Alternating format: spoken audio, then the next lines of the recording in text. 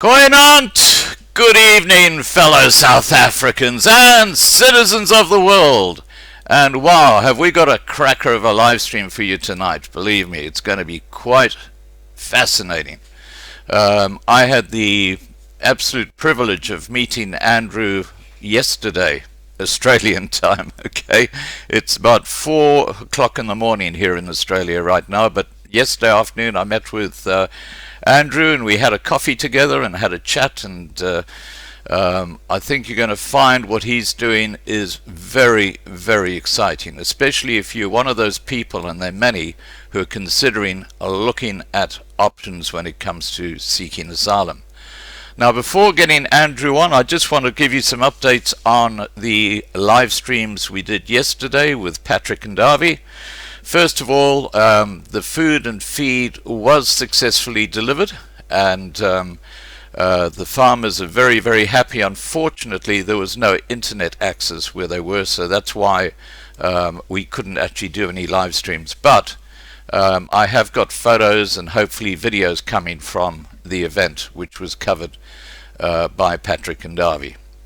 Now, the other news is this beautiful painting. We have an auction winner, and that's Melanie, who bid 5,000 Rand for it. And what I'm going to do is I'm going to drop Patrick's PayPal account details into the side chat here. So Mel, if you're here, if you can just please pay that direct to Patrick. Once he's got the 5,000 Rand in his bank account, he'll let me know. And if you can, Mel, just send me an email. You've got my email address, and just include your postal address, and I will get this beautiful painting off to you. You're going to love it. All right, guys. Now, let's get Andrew on the line, shall we? He's in Brisbane, Australia too, so it's 4 o'clock in the morning for him as well. But unlike me, he's not used to this, so let's see how we go.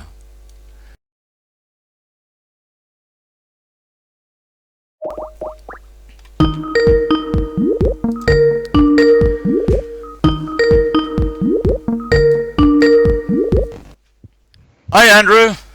Hello there, how you doing? Okay, buddy, very well, very well. I'm just waiting for your camera to come up. I've just got that little icon at the moment. Oh, there you are. Go. Nice, you fantastic. Okay, we got close to 100 people watching at the moment. Awesome. So what I've done is I've actually put your Facebook page directly below the video so people can go and have a look at that. Now, Great. Andrew, we had a coffee together yesterday, and we chatted about a lot of stuff, and a lot of the stuff was really disturbing, I guess you could say, about your experiences, not just in excuse me, I'm gonna the joys of technology. I'm gonna ignore this because yeah it's someone trying to contact me on WhatsApp. Okay. Yeah, now look, there are a good number of people coming through. Okay, so getting back to you. Now, you went to South Africa last year with your wife, and that's right. Yeah. Tell us why you went to South Africa.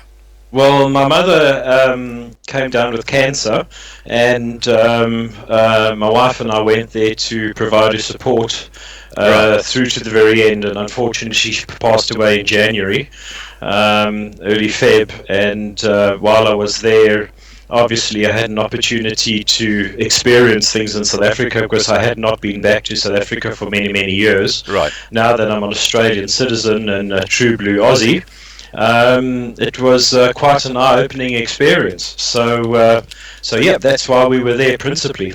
Right. Now, just now, we're going to be talking about the work that you're doing. But before I just want to touch on it, and then I want you to tell me what happened when you went through customs, not only in South Africa, but in Australia. But before we do, the sort of work that you're doing is to help asylum seekers in South Africa gain asylum in Australia. I mean, that's your primary objective, isn't it? Correct, yes. Well, Principally, we focus on supporting asylum seekers already in the country, because the system goes from you apply for asylum, you then go into the asylum process, you're then assessed and appraised at a certain period of time, and then a case officer is assigned to you, and then of course your individual case is assessed based on the UNHCR criteria, and there's 5 and a few other criteria. Okay, we'll go through that just now. Sure. What I want to concentrate on now, because of your work through the Springbok Relief Charity, you've got a target on your back. Oh, absolutely. Something very bizarre has happened. So tell us what happened when you came through customs in South Africa. Just go through the whole story. All right. Well, this is coming back home. That's right. Well, we arrived in South Africa on our Australian passports because we are Australian citizens, and as you know, if you take Australian citizenship, the South African government, contrary to the Constitution, revokes your South African citizenship. And so we enter the country on our South African passports, and when it was time for us to leave, we were called aside by customs.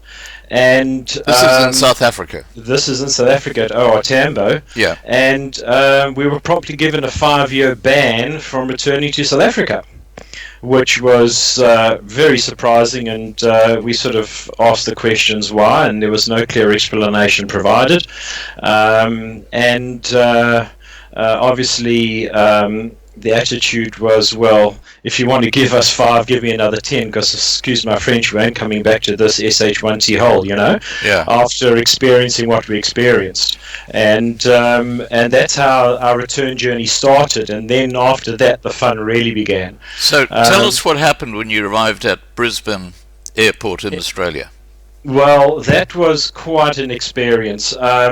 Obviously, being a good citizen, I declared items that I was bringing back with me, ticked all the appropriate boxes to say that I was, bringing tourist goods in, and wooden products and a number of other things, ready to be a good citizen and pay my taxes for any import that was necessary. And we were pulled aside.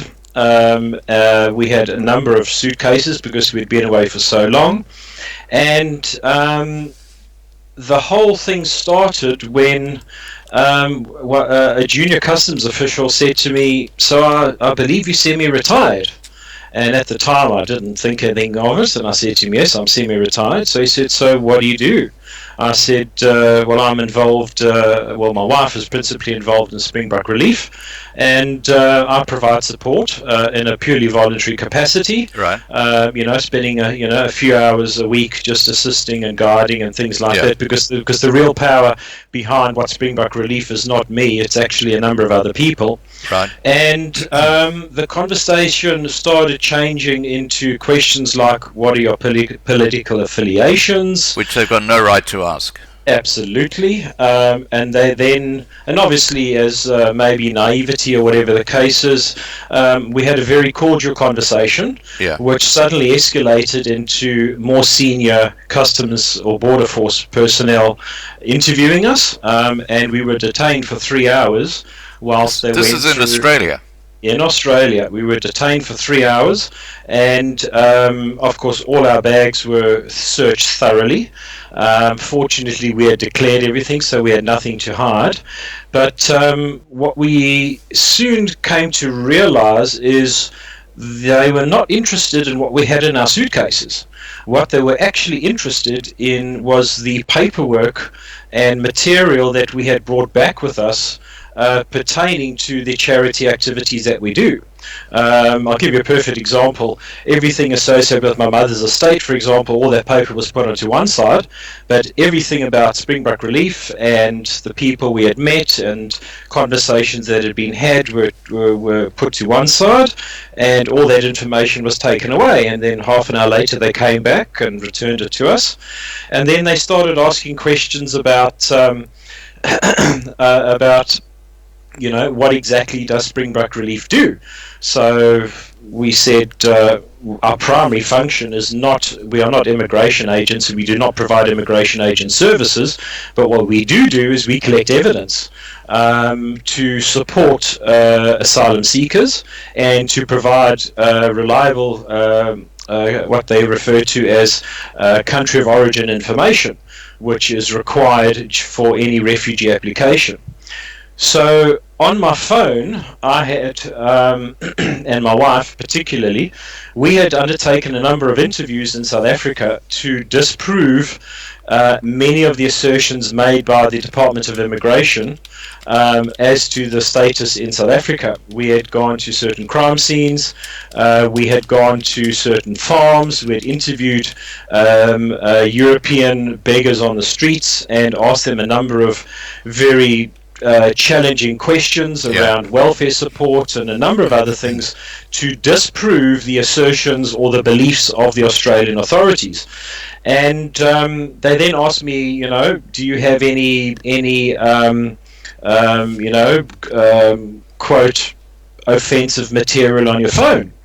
And we said, yes, we do. We've got photographic evidence of crimes and of murders. Right. And we have information that is actually we're bringing back into the country in support of a federal court case, which is taking place in Perth in the very near future.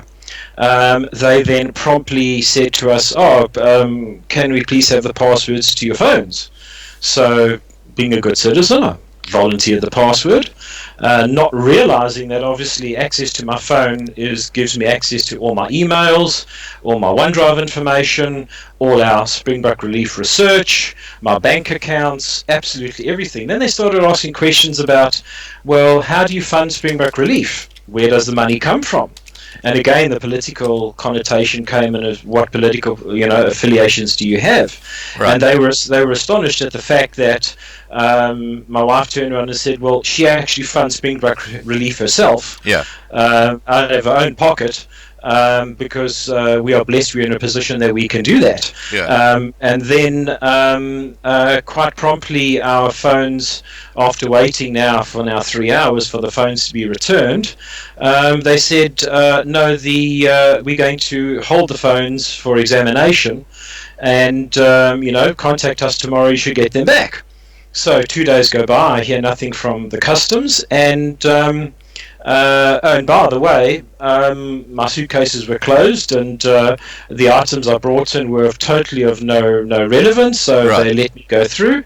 And I received a letter in the post today, actually, this morning, which said that the phones were being impounded as forfeit material due to the offensive nature, I think that was the term used, offensive nature of the content on our phones, and that we had violated, and if I can just refer to it...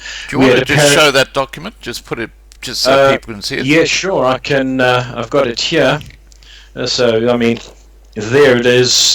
This is from the Customs Office. This is from the Customs Office, but what's particularly interesting is if I can just show it to the screen.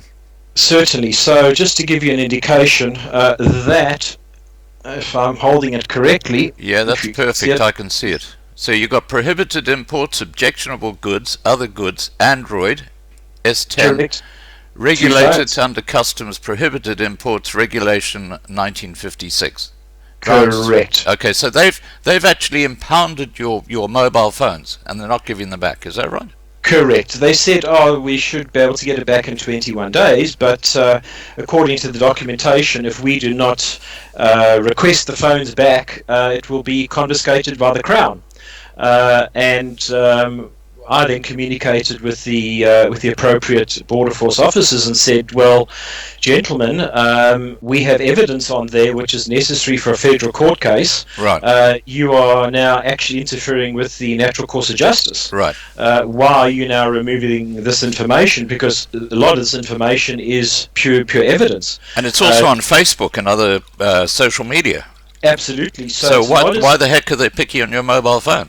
Absolutely. So the bizarre thing was when they started the questioning about, oh, well, you semi-retired, what do you do? Where does the money come from? What does your charity do? That's when we came to realize that we were, in my opinion, being targeted, and we were actually being interrogated to try and find out what Springbok Relief does.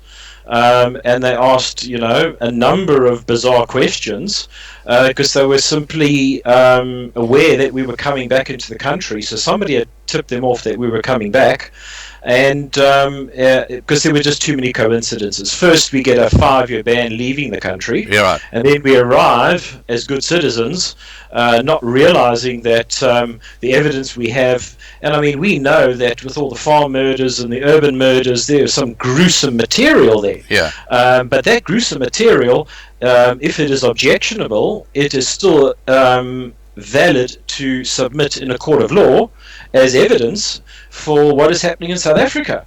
Yeah. So all the interviews that were done, all the photographs of crime scenes, the video footage taken of farms that had been devastated because the farmers had been murdered and families had been kicked off their land, and the intimidation and all this kind of stuff is now in the hands of the government.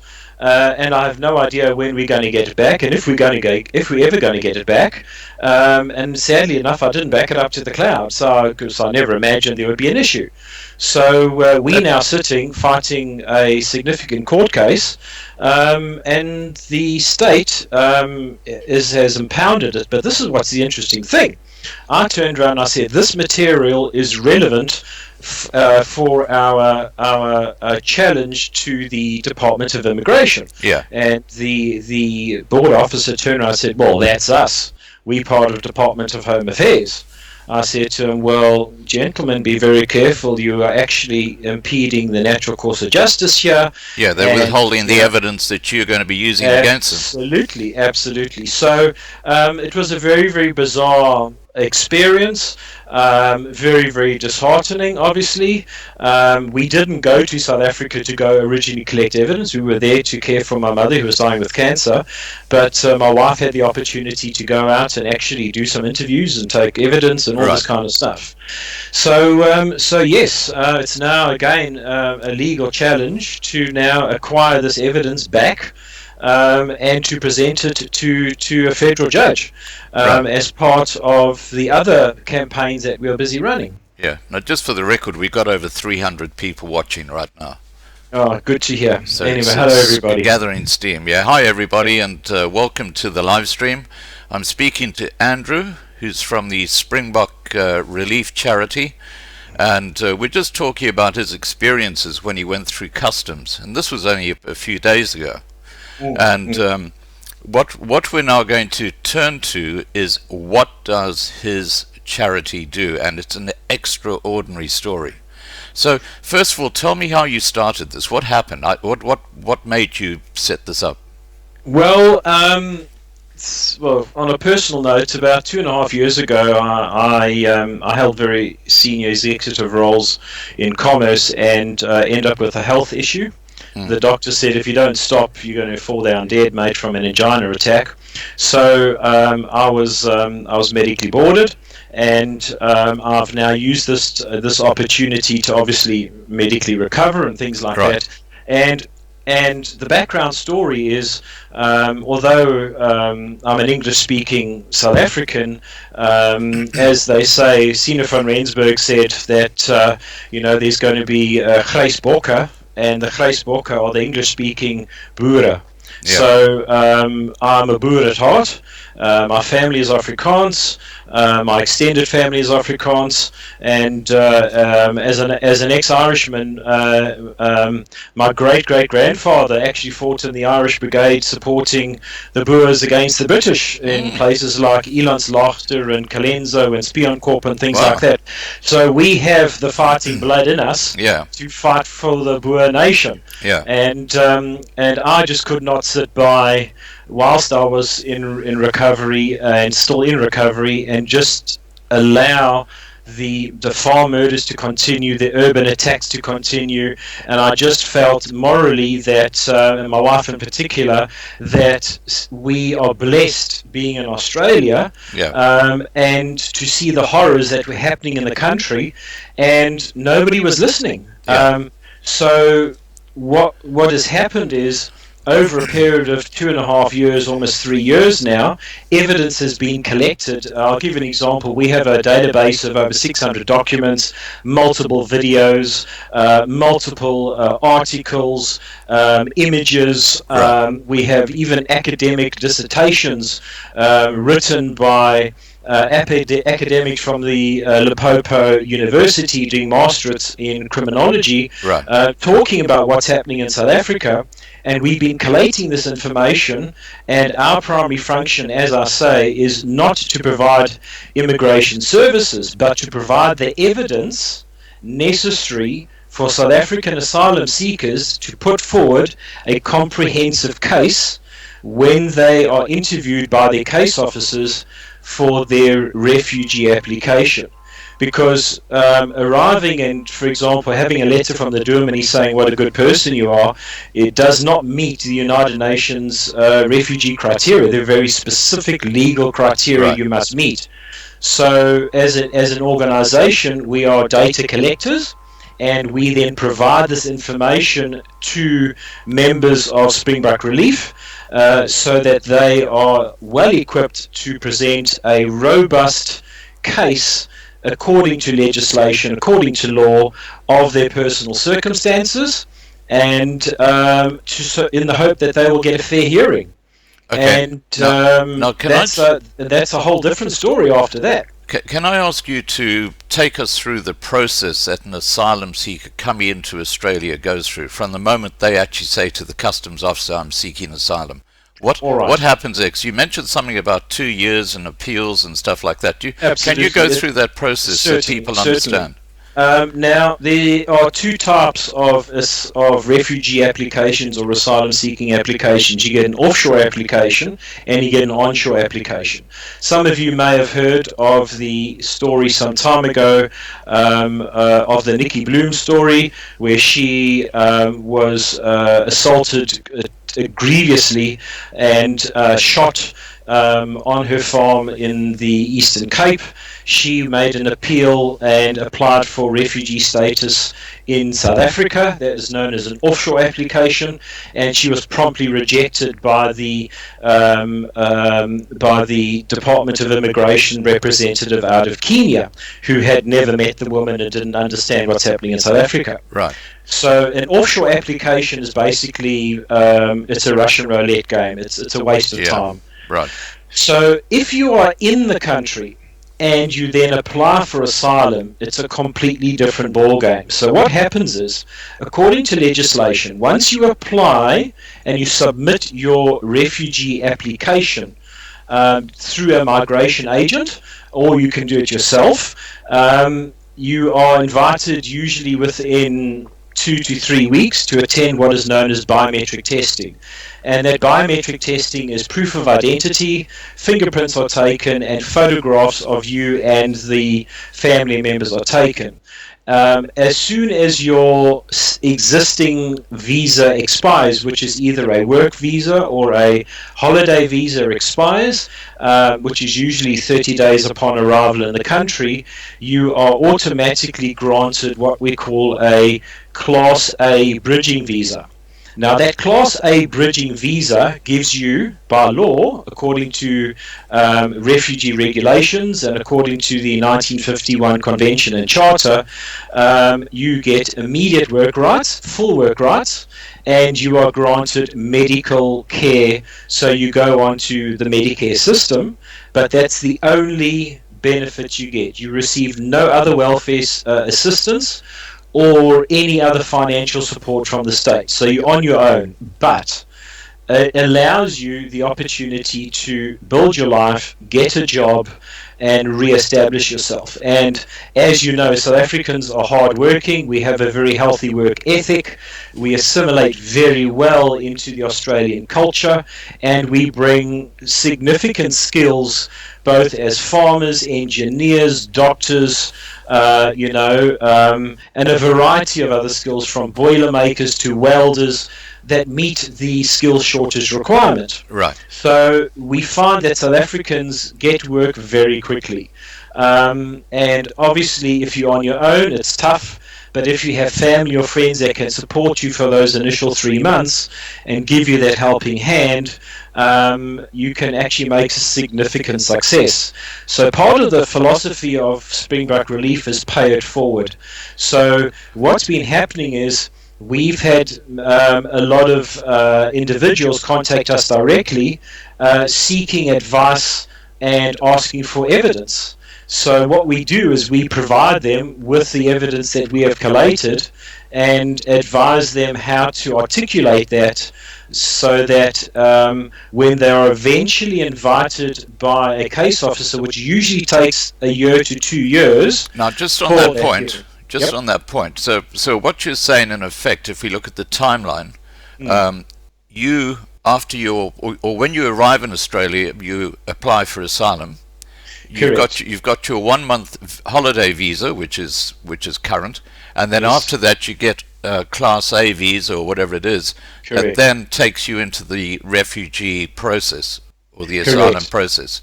Correct. And that gives you 2 years residency in Australia, basically. Correct. Okay, correct. so it gives you approximately 2 years. Yeah, that's very important to everybody who's watching. So what doesn't happen if you apply for asylum in Australia is you get kicked off on the next plane back to South Africa.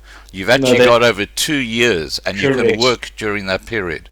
Correct. So you actually rebuild your life. And what's important is there have been cases where asylum seekers have been interviewed within 8 months. That has been extraordinarily unusual, and we've had cases where we have people who have been in the country for over 2 years and they still have not been invited by a case officer to hear their case. And there's a set procedure that is followed, and according to Australian law, and we believe that is applicable in other Commonwealth countries, if you apply for asylum, you get immediate protection. You obviously can never leave the country while you are in that asylum and or refugee process, because the core objective is you are fleeing your country due to persecution and many other criteria which we'll talk about shortly. Right. Now, just very briefly, I just want to give a message to Mel. Mel, congratulations, you won the leopard painting. Wow. If you can just put that money straight into Patrick's PayPal account and just send me an email, and I'll put it in the mail to you. You'll love it. It's absolutely stunning. And Mel won with a bid of 5,000 rand. So that's fantastic news. Great stuff. Okay, so we've got about 350 people watching, and it's growing the whole time. So this is obviously a subject people are very interested in. Yes. Okay, yes. Let's get back to this asylum situation. Continue from where we were. You know, we were talking about how long you can stay here once you actually seek asylum. What's the process you go through to actually get asylum and refugee status? All right. So usually within 2 years, you receive an invitation to attend a interview with a case officer from the Department of Immigration. These individuals have been trained and briefed on the UNHCR criteria of what's the word I'm looking for, on what constitutes asylum.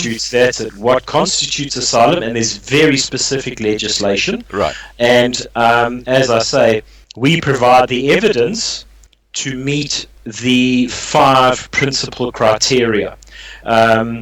in fact, although there are 5 principal criteria, there are in fact another 2 additional criteria, as in gender persecution and economic deprivation and things like that, that they take into consideration. Now, what's very important is, to become a refugee, you must meet one of those 5 criteria, only one of them.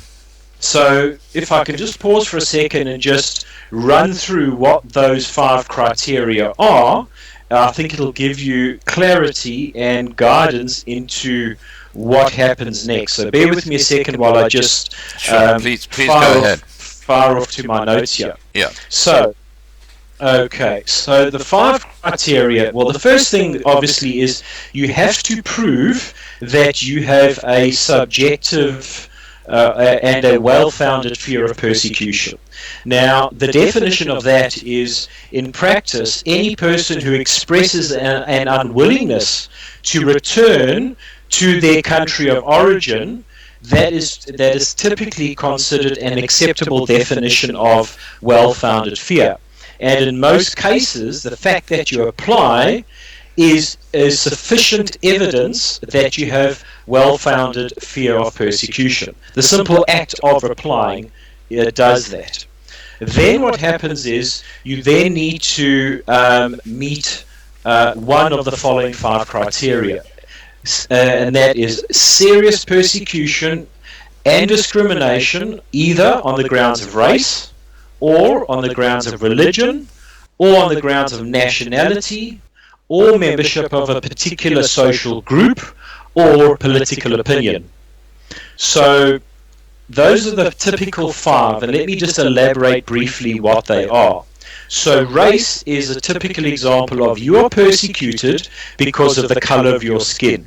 Right. So that is the one. Religion is if you are being oppressed and you're not allowed to express freely your religious beliefs within the country that you face. And in South Africa, fortunately, that is not an issue, because there is, there's Muslims, Christians, and Jews, and multiple religions that are not persecuted. Right. So religion is not really an aspect in the South African scenario, although we have had cases where farm murders have occurred and the religion of the victim has actually been used as, for example, there are cases where Bibles have been left on the bodies of victims. So clearly there was a religious connotation to the brutal murder of families. When it comes to nationality, you need to understand nationality expands not only to being rejected citizenship. Now, in the case of South Africans, we are not rejected citizenship of South Africa. But if we are part of an ethnic group and is persecuted as an ethnic group, we are actually being persecuted and discriminated against based on nationality. So, for example, the Boers are part of an ethnic group. Like, for example, the brown people or coloureds or the San people are part of an ethnic group, as the Indians, who are also minorities, are part of an ethnic group. So therefore, things like racial policies of the current ANC government, BEE in particular, but that's a brand new category. But yeah, if you are persecuted based on the colour of your skin or your membership of an ethnic group, you are entitled to refugee status. But again, it has to be serious persecution. If I go on to membership of a particular social group, now this is where it gets very interesting. Membership of a specific social group can be any group where linguistics is a key factor in the culture of the community. So we're talking about Afrikaans language. Absolutely. So even a Cape Coloured falls within that Afrikaner bucket, if you could say, because they form part of the Afrikaner community. They may not be hardline Boers, but they are definitely part of an ethnic group or part of a specific social group because of their cultural practices. So you have both English-speaking South Africans, Indians, and others who are being persecuted due to BEE and a multitude of other racist policies in the country. Right. So again, we meet the criteria for, as I say, membership of a particular social group. Right. The other one is then, of course, political opinion. If you are an outspoken advocate against the South African government, and your political views place you at risk, and you are potentially interned or arrested because of your political opinions, you can seek asylum on the grounds of political persecution. Right. Because everybody has the right to a political opinion, whether the government or the regime accepts it or not. So that is the fundamental 5 criteria. I'd like to elaborate on 2 other criteria, which are what we would call sub-criteria and are taken into consideration. And one is gender persecution. Right.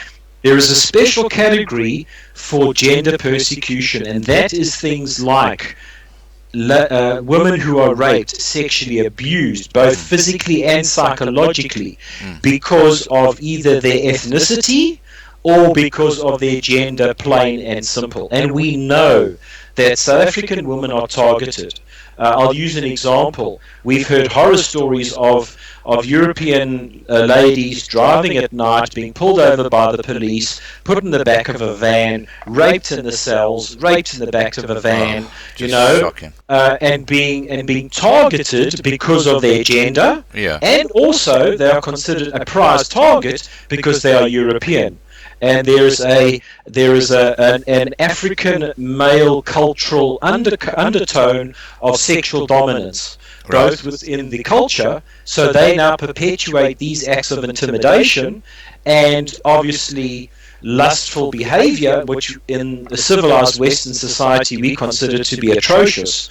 And that is why South Africa is the rape capital of the world. Just on that side of things, have you heard of slow puncture? Personally, no. Okay, let me tell you what slow puncture is. And Willie Jordan, who's an advocate in South Africa, he can tell you a lot more about this because he's actually gone to court and represented people. Okay. What slow puncture is, it's actually a term used in the South African jails. And a new person might come into the jail and he gets initiated by 10, 15, 20 of the hardened criminals individually raping him all night long, anally. And what is happening in South Africa, and this is where Willie Jordan comes in, is that just about on a daily basis, somewhere in South Africa, a young white male, or maybe an elderly white male, is basically taken in by the police, put into a cell, and then they bring a whole lot of these hardened criminals in that same cell as the white guy, and they watch as they rape him all night long. Now that is happening in South Africa. It's not talked about. Absolutely. And of course the white person then lands up with AIDS. Now, if you want that sort of information for your case, I'm happy to put you directly in touch with Willie Jordan, who will give you heaps of information on that. Please, because as I say, we are researchers, we collate information to build a strong case. So this kind of information is critical in proving these events, that they're not random, that they're actually targeted. They're planned. I mean, they are planned, they're targeted, it's part of intimidation, it's part of cultural oppression, and it's part of creating and undermining individuals. A perfect example, let's go back to Nazi Germany. It was the slow persecution of the Jews. Slow, systematic persecution until it became culturally acceptable to discriminate against the Jews simply because of his religion and obviously his ethnicity. And the United Nations has recognized this, and this happens in many cases. It happened in Rwanda, and it happens in most cases, even when we had the the genocide in places like Bosnia and others. This happens. So sexual abuse is a tactic of intimidation and moral deconstruction of one's identity. So that is serious persecution. Now, just on that point, I notice a few people here have been talking about Turkey.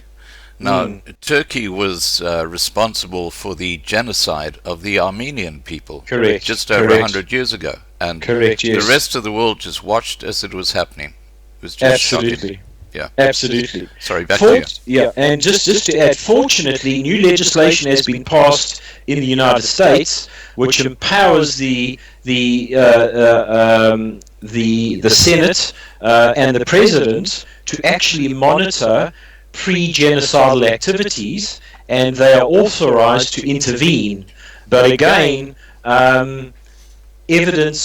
a lot of evidence is being suppressed, and unfortunately a lot of the politicians listen to the president when he says there's no farm murders, we don't have a problem in the country, so they just take it on face value because it's convenient. And that has been one of the, and if I can detract a moment, I want to give praise to organizations like AfriForum and Saitlanders who have invested time, energy, passion, years of hard work, and they've gone to places like the United Nations. They've spoken publicly about it, but they end up talking to politicians. Politicians don't want to handle this hot potato. And there's relevance to what I'm saying now. We've had the same thing. We've had Saitlanders who made impassionate speeches, highly intelligent speeches, with all the facts, to the UN Parliament. And what came out of that? Nothing, because we are dealing with politicians who have agendas and who have their own careers to worry about and therefore aren't prepared to touch a hot cake.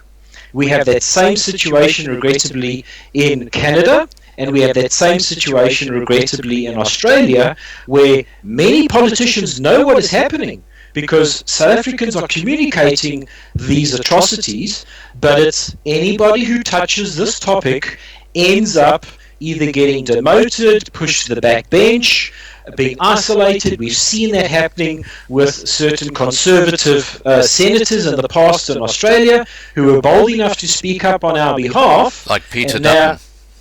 Exactly. Look at Peter Dutton. And let's take a perfect example of Tony Abbott.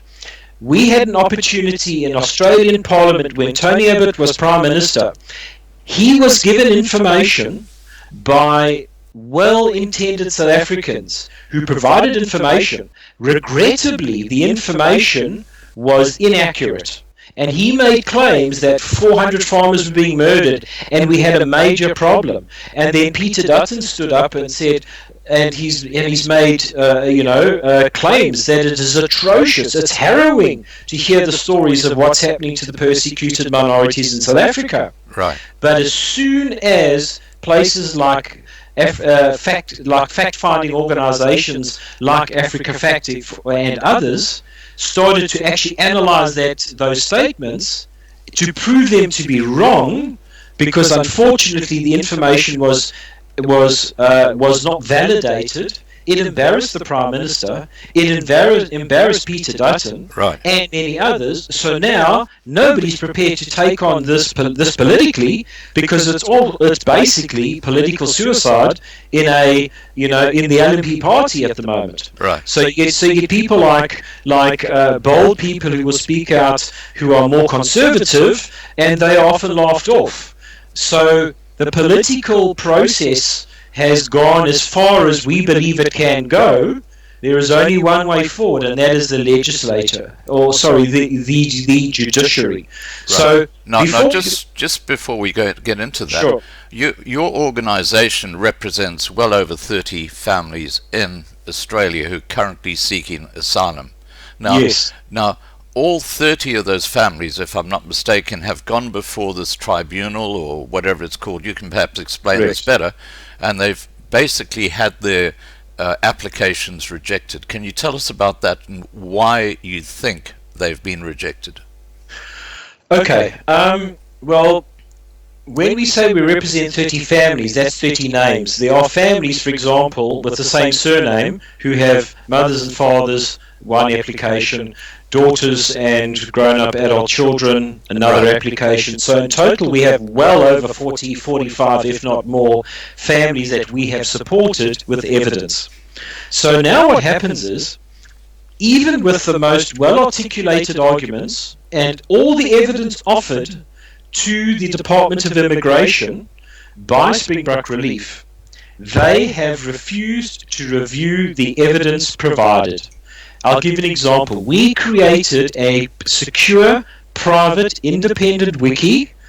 Obviously, the material within that wiki is very sensitive. Some of it's very gory.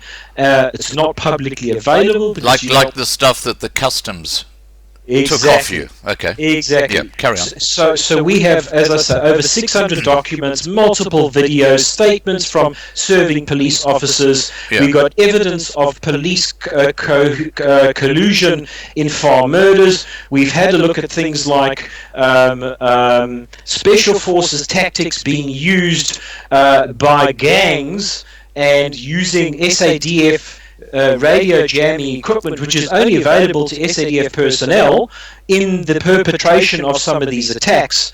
We even have evidence of police-issued firearms that have to be signed out of a police station used in the murder of minorities in South Africa, and we have evidence of policemen going to the scene of a crime and removing those weapons and those case shells before forensics come there, because it's been their own policemen that have been doing some of the murders. We have evidence of all this kind of stuff. Now, because it's highly sensitive, it's the kind of stuff you don't want young children to accidentally stumble across, we have put this all in a Wikipedia in a highly structured form and made all this information available to the Department of Immigration.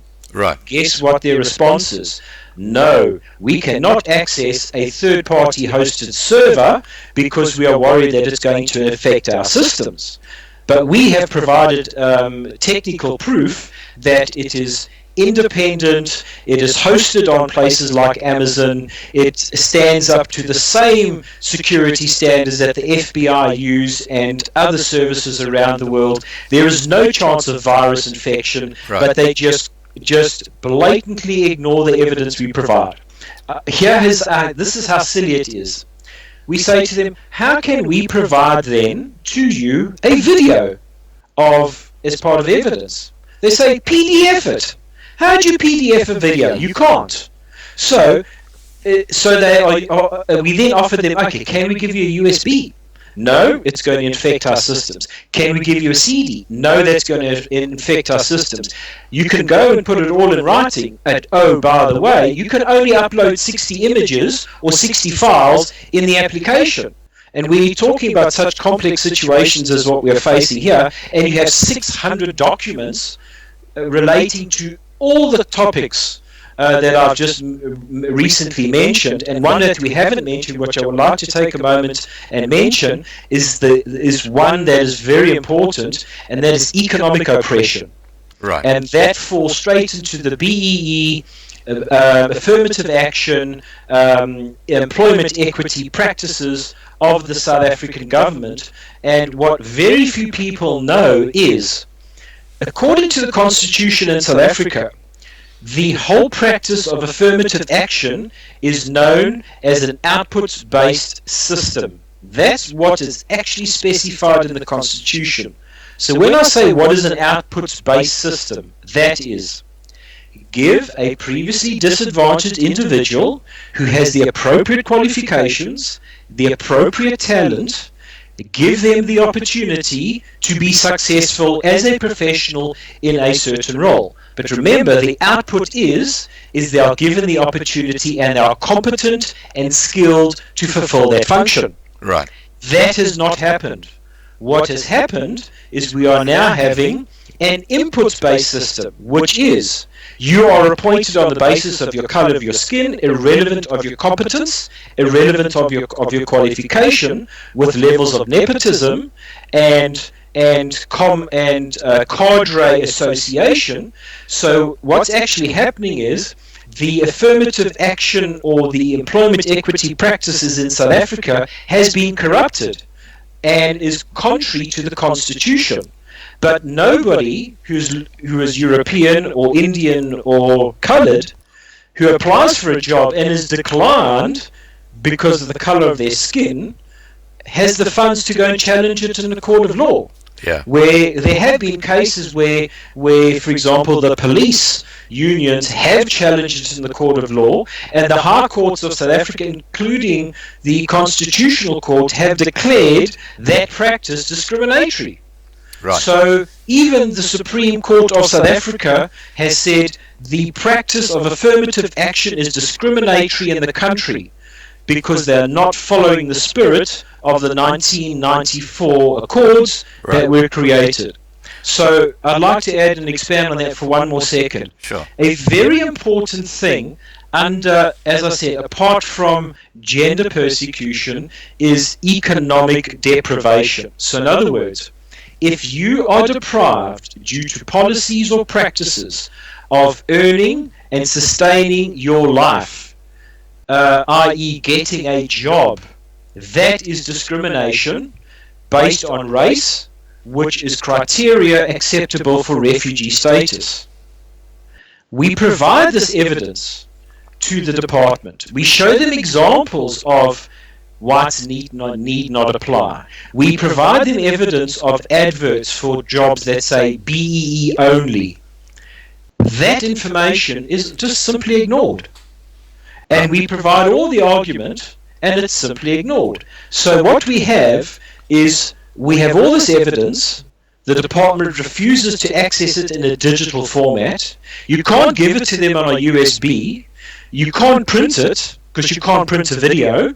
So what happens is, they just choose to disregard it, and they automatically churn out canned responses.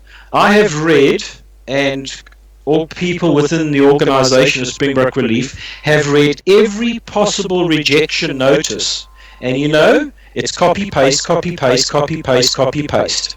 So they're using the same flawed arguments to reject asylum seekers at case officer review status. Okay, now there's something really important at this juncture, and that is that the rejections are happening because if one white South African is accepted on an asylum basis, a precedent will have been set. Precisely. And not only that, but apparently you were saying something about the UN. If Australia recognizes that South Africa is actually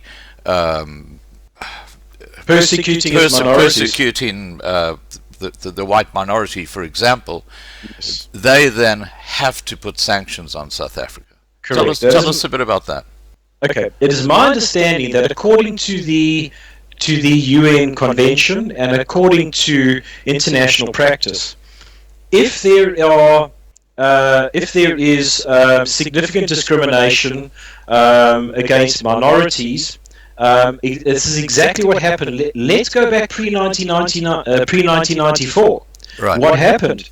There was racism in South Africa because of legislative issues, because of the apartheid practices of the National Party. What happened? Asylum was granted to exiled refugees, and the international community were obliged to then impose sanctions on South Africa. The same now applies, irrespective of the color of your skin. If there is racism, if there is persecution, if there's a slow seeping genocide, if any of those 5 criteria are met and a Commonwealth nation grants protection status or refugee status to a South African, that country will be the first one to be obliged to go to the UN and demand sanctions be imposed because they are contravening the 1951 Refugee Convention. So, and also, in according to, it's my understanding, I stand to be corrected, but within the guidelines of legislation within Australia, and it applies in Canada and the UK, as soon as a single a European, and I can also add a coloured or an Indian, because they're all minorities, is granted refugee status, the can of worms will be opened, and it's a political hotcake. And we once received a response from the minister's office where there is a get out of jail free caveat that the minister has, and that is the minister must take into consideration the regional, socio-economic and political objectives of the Australian government in determination whether a person gets refugee status or not. So at the moment, it's not in the Australian government's interest to handle this hotcake. Yeah. Just for the record, we've got over 400 people watching right now. Absolutely awesome. Now, carry on. Yep. So if I can add, so basically, as I've said, we've had powerful organisations making political appeals, proving great arguments, doing fantastic work for many years, but it's all going to the politicians, and the politicians don't want to touch it. We are the first group to do it differently. We are driving this through the entire refugee asylum process, to the extent that we are now ready to go to the federal courts, who are apolitical in this country, to prove that there is persecution taking place, that there is discrimination taking place, that there's gender persecution, that there is ethnic persecution of a serious nature, and that there is targeted, intimidated attacks both in rural and urban areas against minorities in South Africa. So we want to prove this in the court of law, and the politicians cannot get involved because it's apolitical. The judiciary will make the determination based on international law. So what's exciting is we are getting to the point where those people that have been rejected, they are entitled to appeal. So if I can just elaborate slightly and deviate. Right. So once you get rejected, you have a number of days, I believe it's in the region of about 32 or 28 days, to apply for or appeal to what is known as the AAT, the Australian Administrative Tribunal. This is a supposedly, and I say supposedly, it's a supposedly independent entity that will make their own determination on any administrative decision made by any department within the Australian government. However, when one of our early members submitted their application, they were rejected. They then went to the AAT. We provided all the evidence we had at the time, and the AAT came back with the most scathing accusations and bizarre excuses and rationale why this particular family did not deserve refugee status, nor did they even meet what is known as cumulative grounds. Now, cumulative grounds is a very important thing. Remember I said earlier, you must meet one of the 5 criteria. Yeah.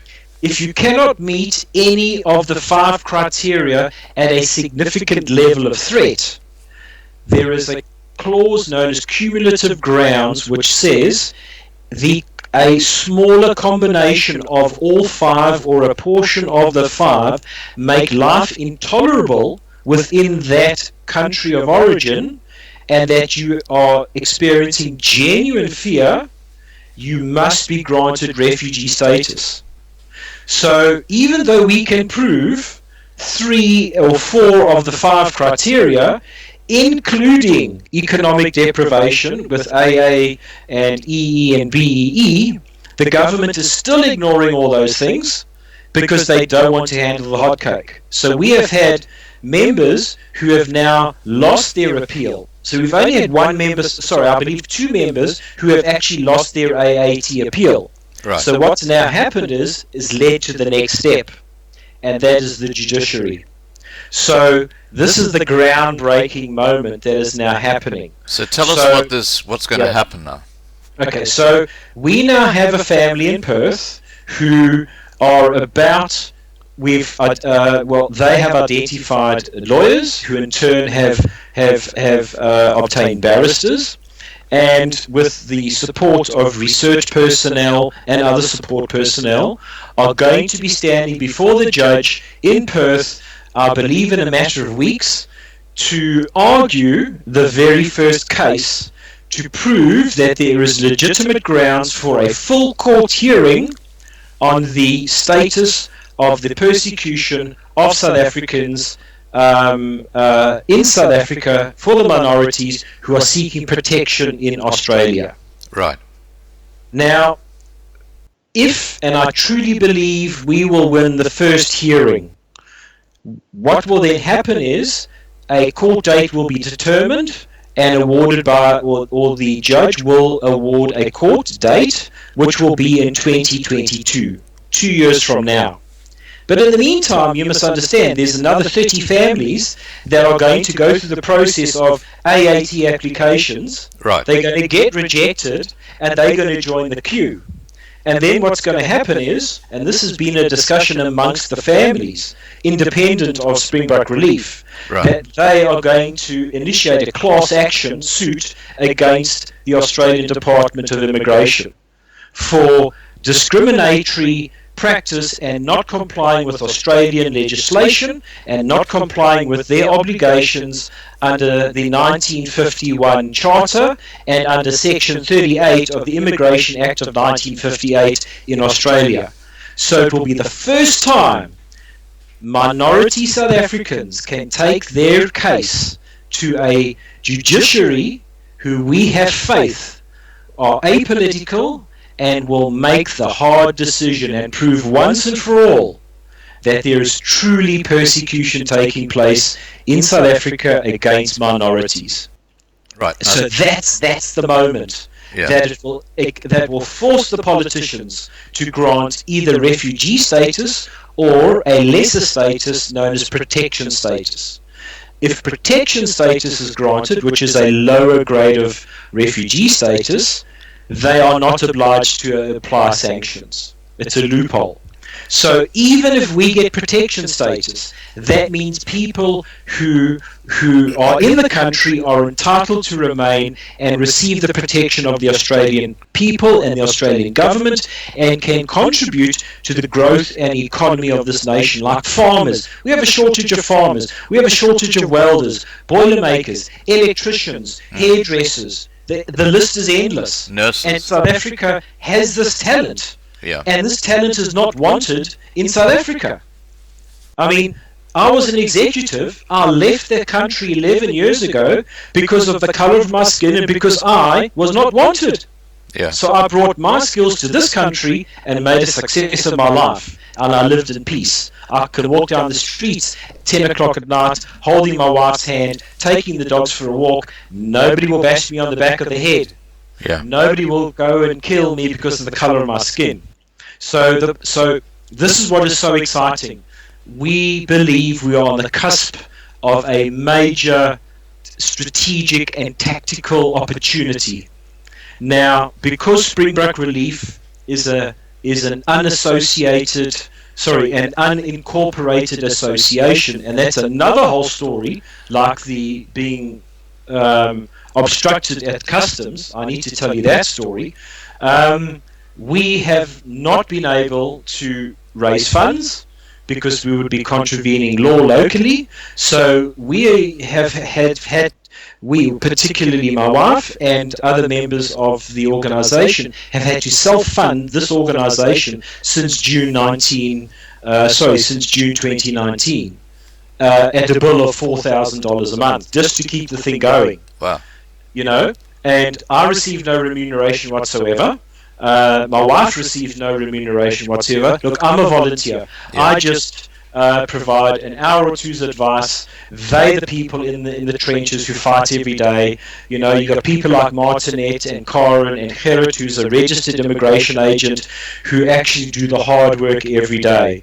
I just provide, strategic thought and opinion, and maybe provide an hour or two of service, because, as I say, I'm still going through my medical recovery. Right. But because I'm passionate about this, I thought I could take this opportunity to talk to you and share with you some of my insights and what I've observed and learned in the last 2 years. Now, just on a technical level, we talked about if once you've applied for asylum, you get that like 2-year bridging gap while you go through the Department of Immigration. And okay, now if you appeal and that takes you beyond the 2 years, do you get an extension on your stay in Australia? So you can actually just keep on extending those 2 years to 5 years and whatever. Oh, absolutely. So what was typically happening, you would wait, once you applied as an asylum seeker and you did your biometrics, it would typically take 2 years before you had your hearing. If your hearing was rejected, you can automatically appeal. It costs $35 to appeal. You can do it yourself. And that then puts you in the queue with the AAT, which is potentially another 2 years. So you're already in the country 4 years. Right. Okay? And then you can then appeal, even if you lose that case, you can then appeal that. And this is where we are now with some members. And this is why, independent of Springbok Relief, over 30 families have come together and independently decided to initiate the Springbok appeal, which we can talk about just now. So because they're getting ready for the fight. Right. So yes, by doing an onshore application, you can legitimately be in this country for 4, possibly 5 years. There is one particular family that's been here for 8 years. Wow. On this Class A bridging visa with full work rights, but taking nothing from the social welfare system here, receiving no financial aid, because South Africans are proud. We don't want to come and sponge off the Australian taxpayer. We want to contribute to the economy. We want to make this place better, because this is an amazing nation. And when you live in a safe place, you can achieve so much more. And the sad thing is, every single asylum seeker that our organization has dealt with have PTSD challenges. They have psychological issues because they do not realize how traumatized you are living in that environment. When you stop at the shop, you got to hide your handbag. You got to watch what's happening that you're not going to get hijacked. You got to lock all your gates and doors. You got to have a 9mm next to your bed. That actually eats away at your soul and your spirit and your health. It's a boiling frog syndrome. Absolutely. And guess who said that? Cyril Ramaphosa. Yeah.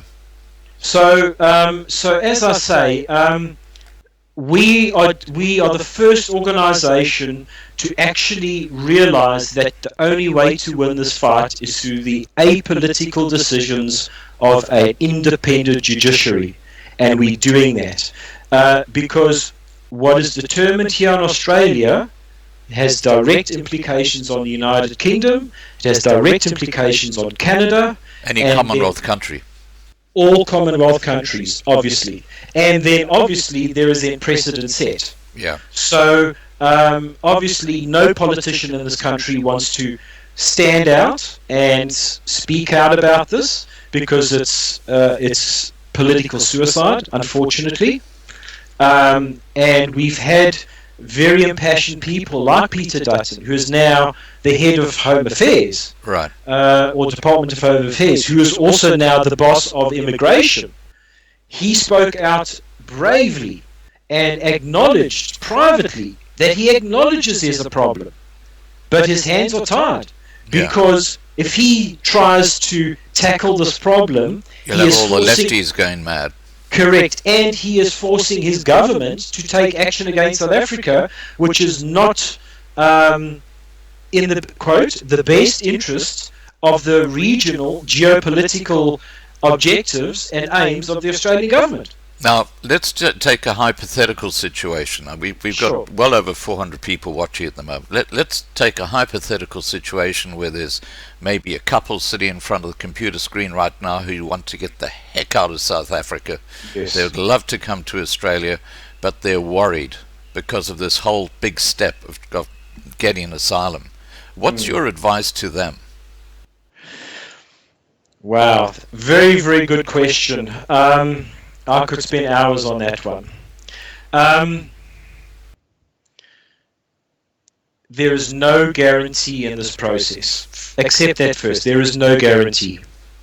But every day you're out of South Africa, you won't get hijacked, your wife won't get raped, you won't be shot when you're coming through your front gate, your daughters will grow up safe, your children will have a fantastic education and future, and every hour of work that you put in South Africa, imagine doing that hour of work in Australia. At the exchange rate, you get 10 to 1. So your wealth grows fast in this country. So if you want to make the move, have the courage to make the move. And you also have an extended period of time under asylum that you can stay. You said about Correct. over 4 or 5 years. And Yes. by then South Africa will be such a basket case that there's no way they'll send anyone back.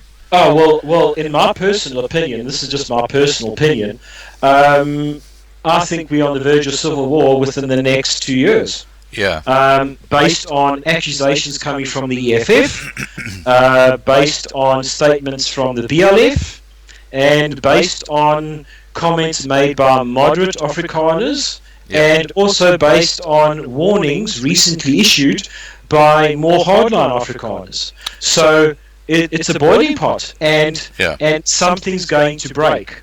And my personal opinion is, as soon as the SASSA money runs out, havoc will reign within the country, because people won't be getting their SASSA funds, because the system's going to be corrupt. And I don't know if you're aware, but analysis has been done that the majority of social revolutions take place in nations when 27% of the population are between the age of 25 and 32, and they are economically and socially disenfranchised. Yeah. Why do you think you have an EFF that's growing at an astronomical rate? Why do you have people like the BLF who are growing at an astronomical rate? And then you have an ANC government that is so corrupt that there's even factions within itself, and the ANC government is corrupting the nation and now using petrol funds and all sorts of other funds to try and keep SASSA going. And the second SASSA dies, there is civil war in this country. Or one other thing will happen. The EFF and the BLF will cross the line. The Boers have put the line in the sand. They've made it very clear. Yeah. Stop harming our children. Stop persecuting our families. Stop raping our wives. Stop killing our farmers. And there are some very hurtful people there who are on the verge of saying enough is enough. Yeah. So I believe we will be in a civil war within 2 years. Understandable. That is my sad reality. I have to ask you this question.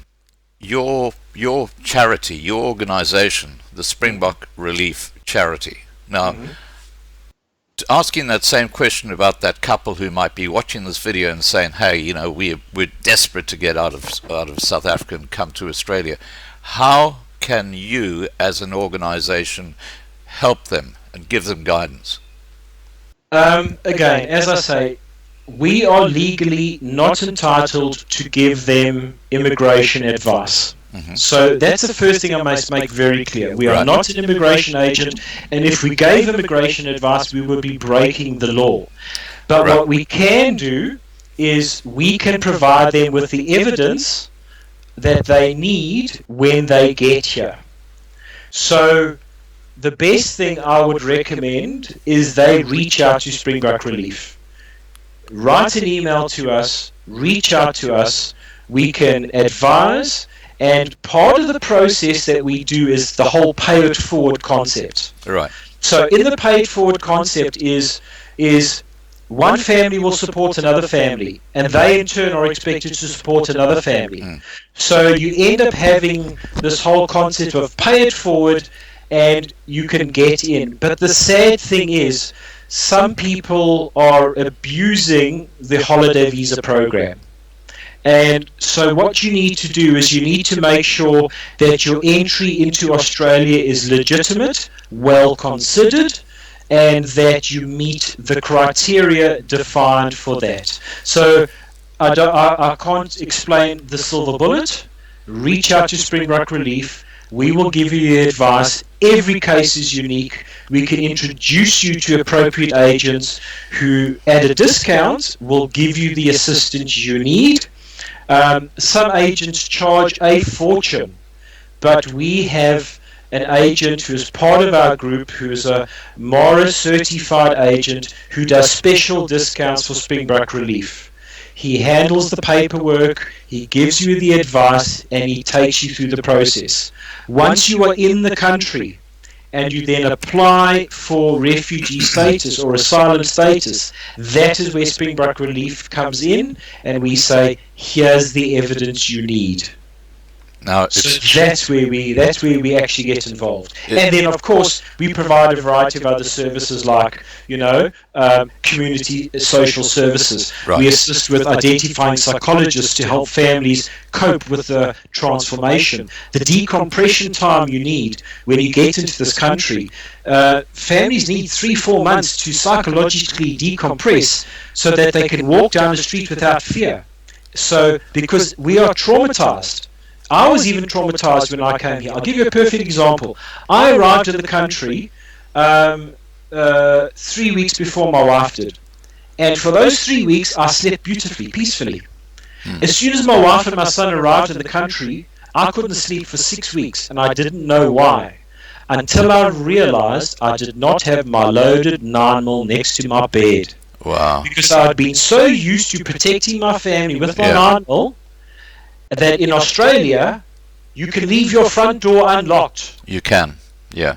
I mean, I'll give you an example. When I had to travel to South Africa urgently to attend to my mother, I didn't have time to find my front door key. So I walked out of my house and I closed the front door. I came back 6 months later, nothing was touched. Yeah. Yeah, look, it's a totally different environment here. Now, it's interesting. XRP Gladiator said, I'm an Australian living in South Africa. This place is a war zone. I was almost killed twice. I'm a very lucky man to be alive. Too dangerous to be in business here. So much hatred towards whites. Absolutely. And that basically sums up the situation. Absolutely. Yeah. And it's so sad because, South Africa is the most beautiful place in the world. It is. It is the most beautiful, amazing place. Yeah. And it has just been corrupted, abused. The hate is so palpable, it's so sad. I mean, in the time I was there, absolutely. And, you notice the difference from Cape Town to Durban, from Durban to Bloemfontein, and then as soon as you hit Gauteng and you go north, it is just it's vicious, it's evil, and it's savage, and it's time for people to think about their children. That you ask for advice. I did this not for me, I did this for my children, so they have a future. And our forefathers went on the groot trek for the sake of their generations to come. One of the things Springbok Relief does, and part of our key mission, apart from research, is preserving the culture of minorities. So when we were in South Africa, we went looking for ancient books. For example, we came back with original copies of the Transvaal Republic gazettes, and protected and preserved those historical documents because we don't know what's going to happen to them when civil war breaks out. For example, the veterans that are in South Africa, they have their own war museum in Perth, where we preserve and we serve and we recognize our service with pride. Do you know that when Anzac Day comes, we march with pride, with our berets, our medals, our service, and you get people on the side of the road saying, thank you for your service, thank you for fighting communism, thank you for keeping South Africa safe, thank you for your service that allowed free democracy to take place in 1994. When we kept the warring factions apart. So I'm proud of my services as a permanent force officer. And the sad thing is, there are so many South Africans out there who are so ashamed of their service. It's because of the environment they are in. Come to Australia, mate, and your chest and that bakkat gevoel, and you'll get that nugget gevoel again. When you walk on Anzac Day with your brothers, and the people say thank you for what you've done for your country. Because if it wasn't for the military service that all of us had to do, and the heartache we had to go through, it would have been a bloodbath. Yeah. So I'm proud of my service. Now I feel God has touched me to say I must use this time to advise others who can actually now drive Springbok Relief. As I say, I'm just a volunteer. I only give a few hours of my time. This is possibly the most time I've given, in the last 6 months, but at least I can articulate what we try to achieve and what we are trying to do. Right. Now, just for the record, there are well over 400 people watching right now, and I'm actually going to address those people watching right now. And to Jaco, you're normally the guy who takes the questions. Please, guys, if you've got any questions, now's the time, Jaco, to start hitting them on the side chat, and I'll put them forward to Andrew. Corrie Zeev said, Andrew, why is your mum still in South Africa? Can't you get her to Australia? Well, sadly, Corrie, his mum passed away in January. Yeah. A very, very brave, dignified fight. Unfortunately, cancer took her, and we were there to the very end, and at least she was surrounded by love. But no, sadly, it wasn't possible. I'm just waiting. The questions might take a while to come through. No, that's fine. Well, then, if I may add, tell us about. You obviously need funding too for your charity. Now you've got a web page that you're setting up, haven't you? Do you want to tell us about that? Well, okay. I need to give you a little bit of background so you understand. Yeah. This goes back to the bizarre behavior at OR Tambo, and also the very unusual behavior at Brisbane International Airport. When we became an unincorporated association in June, July last year, the requirements to become a not-for-profit charity are as follows. First, you need to get an ABN number, which is like a company registration number, which we have. You then need to apply, because we operate out of Queensland, to the Queensland Department of Fair Trade to be issued your company license, if you could say. We applied twice and were rejected twice. Maybe the paperwork was wrong, not too sure, but this is where it gets really interesting. And I'm no conspiracy theorist, but coincidences are coincidences. There is an association known as the ACNC in Australia, which is the Australian Charities and Non-for-Profit Commission. That is the authority that grants charities their charitable status. We have applied 4 times, and 4 times our application has been rejected on technicalities. So we've started asking the question, why are we being rejected? Is it because the Department of Immigration doesn't want a charity out there fighting for the refugees? I'm not saying that's the case, but it's highly suspicious. Right. It's supposed to take 28 days. So that's the background.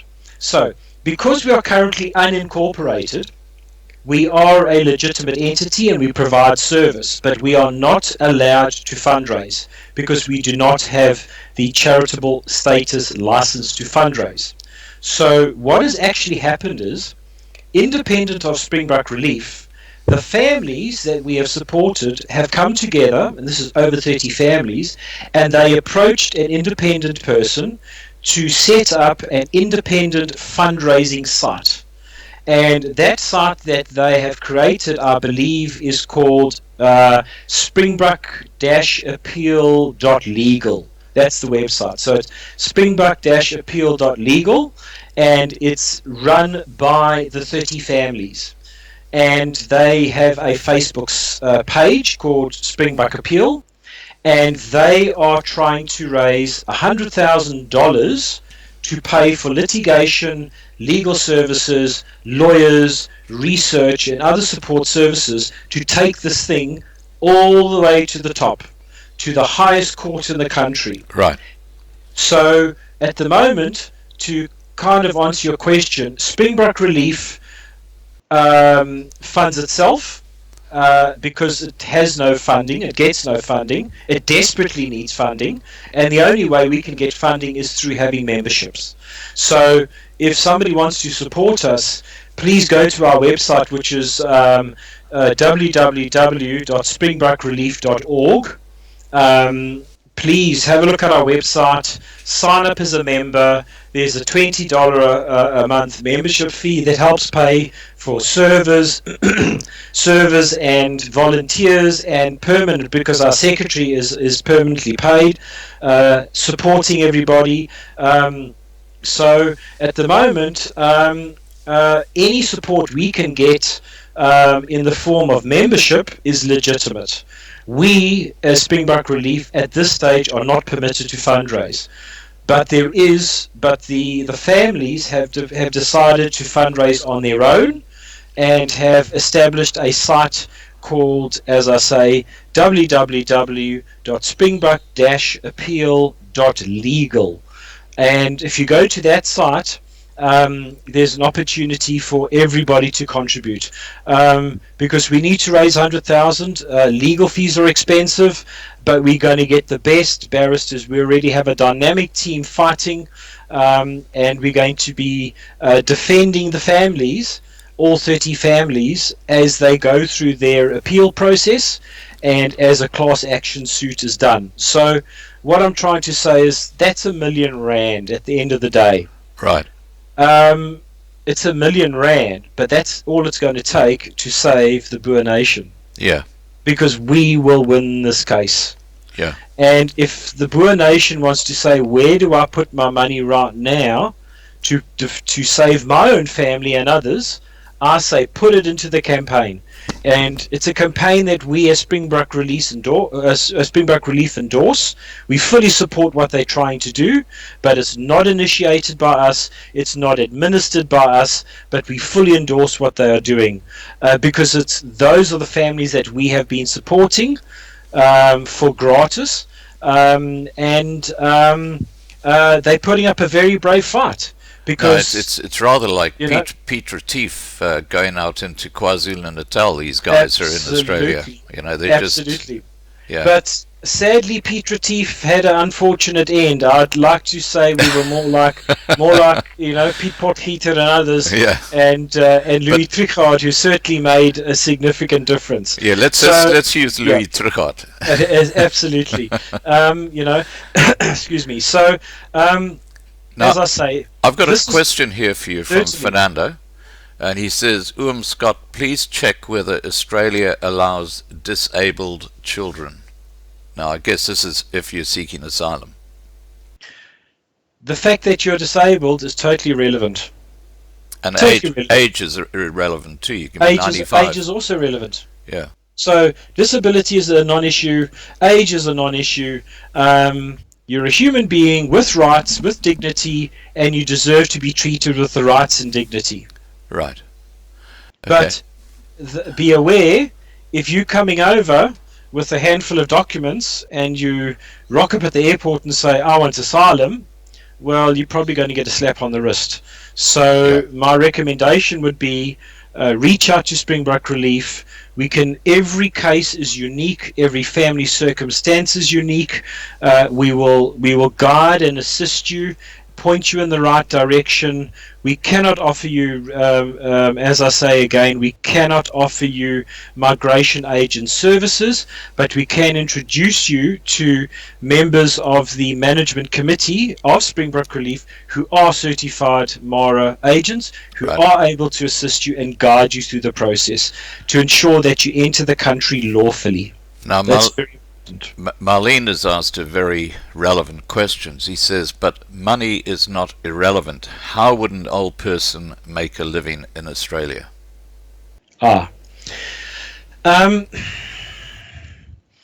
You know something? For those of you who don't know Australia, there is an organisation here called Bunnings. It's like Builders Warehouse. Bunnings employ retired individuals because they have talent, they've got skill, they've got worldly knowledge. And I have friends who actually, I'll give you an example. He was a senior executive of a large packing company all his life. And he is having a whale of a time working the counters at Bunnings because he gets young people coming in who engage and interact with him and say, what's the best paint to use? What's the best screwdriver to get? So he's getting social interaction, he's getting a comfortable salary, and he's getting himself established. Now bear something in mind. If you enter the country legally and you are granted refugee status, you are entitled to receive social benefits. And I believe, and I stand to be corrected, but those social benefits are substantial and they are more than adequate to care for your needs and to sustain your family for a protracted period of time until you find work. If you, however, come in and you are granted protection status, that is a substandard of protection, you're not necessarily granted all the social welfare benefits, but if you've got a pension, it's remarkable what you can do. I mean, just the other day, two family members, youngsters, 26 and 24 respectively, set up an entire apartment for $2,200. There was fridge, sofa, knives, forks, plates, pillows, beds, dining room tables. You can restart your life with everything you need for $2,500. You can't do that in South Africa. It's not even conceivable. Yes, money is important. If you have retirements, annuities, have a look at how they could be effectively used in this country. Maybe there's ways you can invest it. If you're lucky enough to be able to afford property, you can rent it out and generate an income. But remember one other thing. Don't think you're going to come to Australia and freeload. We don't do that as South Africans. We don't freeload. We're too proud. We will work. And you can be 65 and you can work in this country and you will be treated with dignity and respect and you will earn a respectable wage. Yeah, now there's another very good question here from Kevin. Kevin asks, what if you have close family already settled and living in Australia? Now, obviously that's a huge bonus, and it also brings me to the point that if you seek asylum in America, you actually have to have a sponsor. You have to have someone on the ground in America who says, I will support that family or that person. Yes. Now, yes. What is the situation in Australia? In Australia, that situation doesn't exist. The only time something like that exists where you have a sponsor is if there is a charitable organization or a pre-approved entity that is prepared to financially sponsor a very specific refugee. And only a number of organizations are granted that status on an annual basis. Springbok Relief is too young and too small to do that. So if you have family, that's your golden key. Right. So again, reach out to Springbok Relief. We will give you advice how to engage with the family to get the support. If you have friends that can put you up for 3 months, that's what it's going to take. 3 months while you go through the waiting period, while you go through the biometrics, before you can get your work permit, and then start contributing to the economy. And one thing I must say, don't think you're going to come to from South Africa with all the luxuries and benefits. For example, in South Africa, after not being there for so long, the thought of having a garden boy and a maid ironing my clothes was foreign to me. I own my own stuff. I mow my own lawn. You don't need that kind of stuff. So your lifestyle will be different. Well, but you will live in peace. I think under the present environment, it's not a good idea to have a domestic servant on your property. Absolutely, because I've heard horrendous stories of people who've supposedly been loyal servants for 20, 30 years being the instigators of farm murders and urban attacks. Well, that's how they mostly happen. Yeah, but to all those listening, if you think you are going to take your rands, come over to Australia and live the high life for the first 2 years, you are eluding yourself. It's You are hard work. you have to come here and you have to graft. You've got to assimilate into the Australian culture. And if you assimilate into the Australian culture, you prove your worth, you work hard, you put in the hours, within 2 years you will be better off than you are today. Right. Now, Talita's asked, if I'm granted refugee status, can I claim medication benefits for disability? Yes, in fact, you can claim that as soon as you get your bridging visa Class A. So that is after 90 days of being in the country when you're... Okay, let me elaborate. If you happen to come on to the country on a 1-month holiday visa, and you apply for asylum status, when that holiday visa expires, you then automatically get a bridging visa Class A, which gives you full work rights plus full access to state medical. Okay. Because that is the right of an asylum seeker. Now, Rudy has asked, what will happen with my retirement fund or pension? Will I be able to receive my retirement fund in Australia? I believe so, yes. If you speak to a financial advisor, my advice would get the money out as quickly as you can. I believe you can bring R1 million cash per person per year out of the country. At the rate of depreciation of the rand, I would get it out as quickly as possible and do some smart stuff.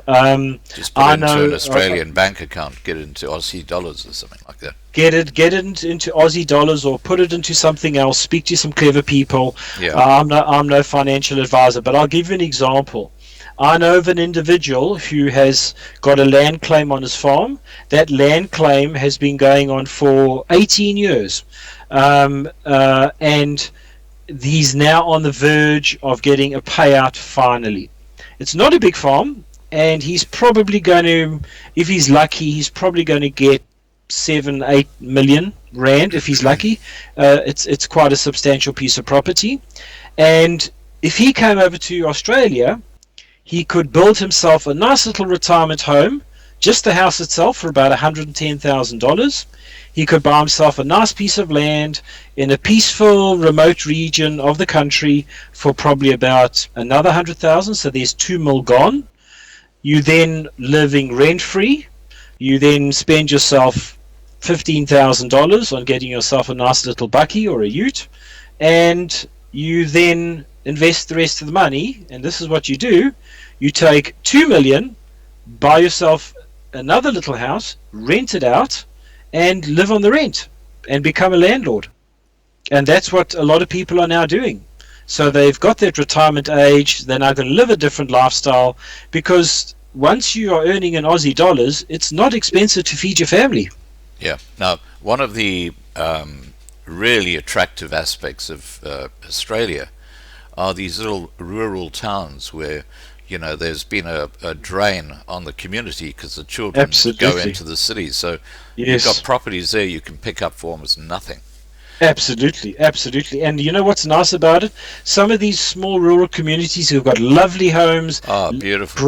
great history, lovely cultures, beautiful sights and scenery. So getting out into the rural areas is actually the best part of Australia. I mean, you don't want to come here and unless you're hungry for money, you're going to go to Melbourne or to Sydney. You know, if you, for example, if you're an electrician or an engineer or an IT exec or whatever, you're going to go to those places. But then you're going back into a Joburg kind of lifestyle culture. If you come to a place like Brisbane, it's more like a laid-back Durban holiday kind of atmosphere. Yeah. But again, you need to reassess and reappraise what you want in your life. So if you're young, get into the big cities, make your money, make your mark.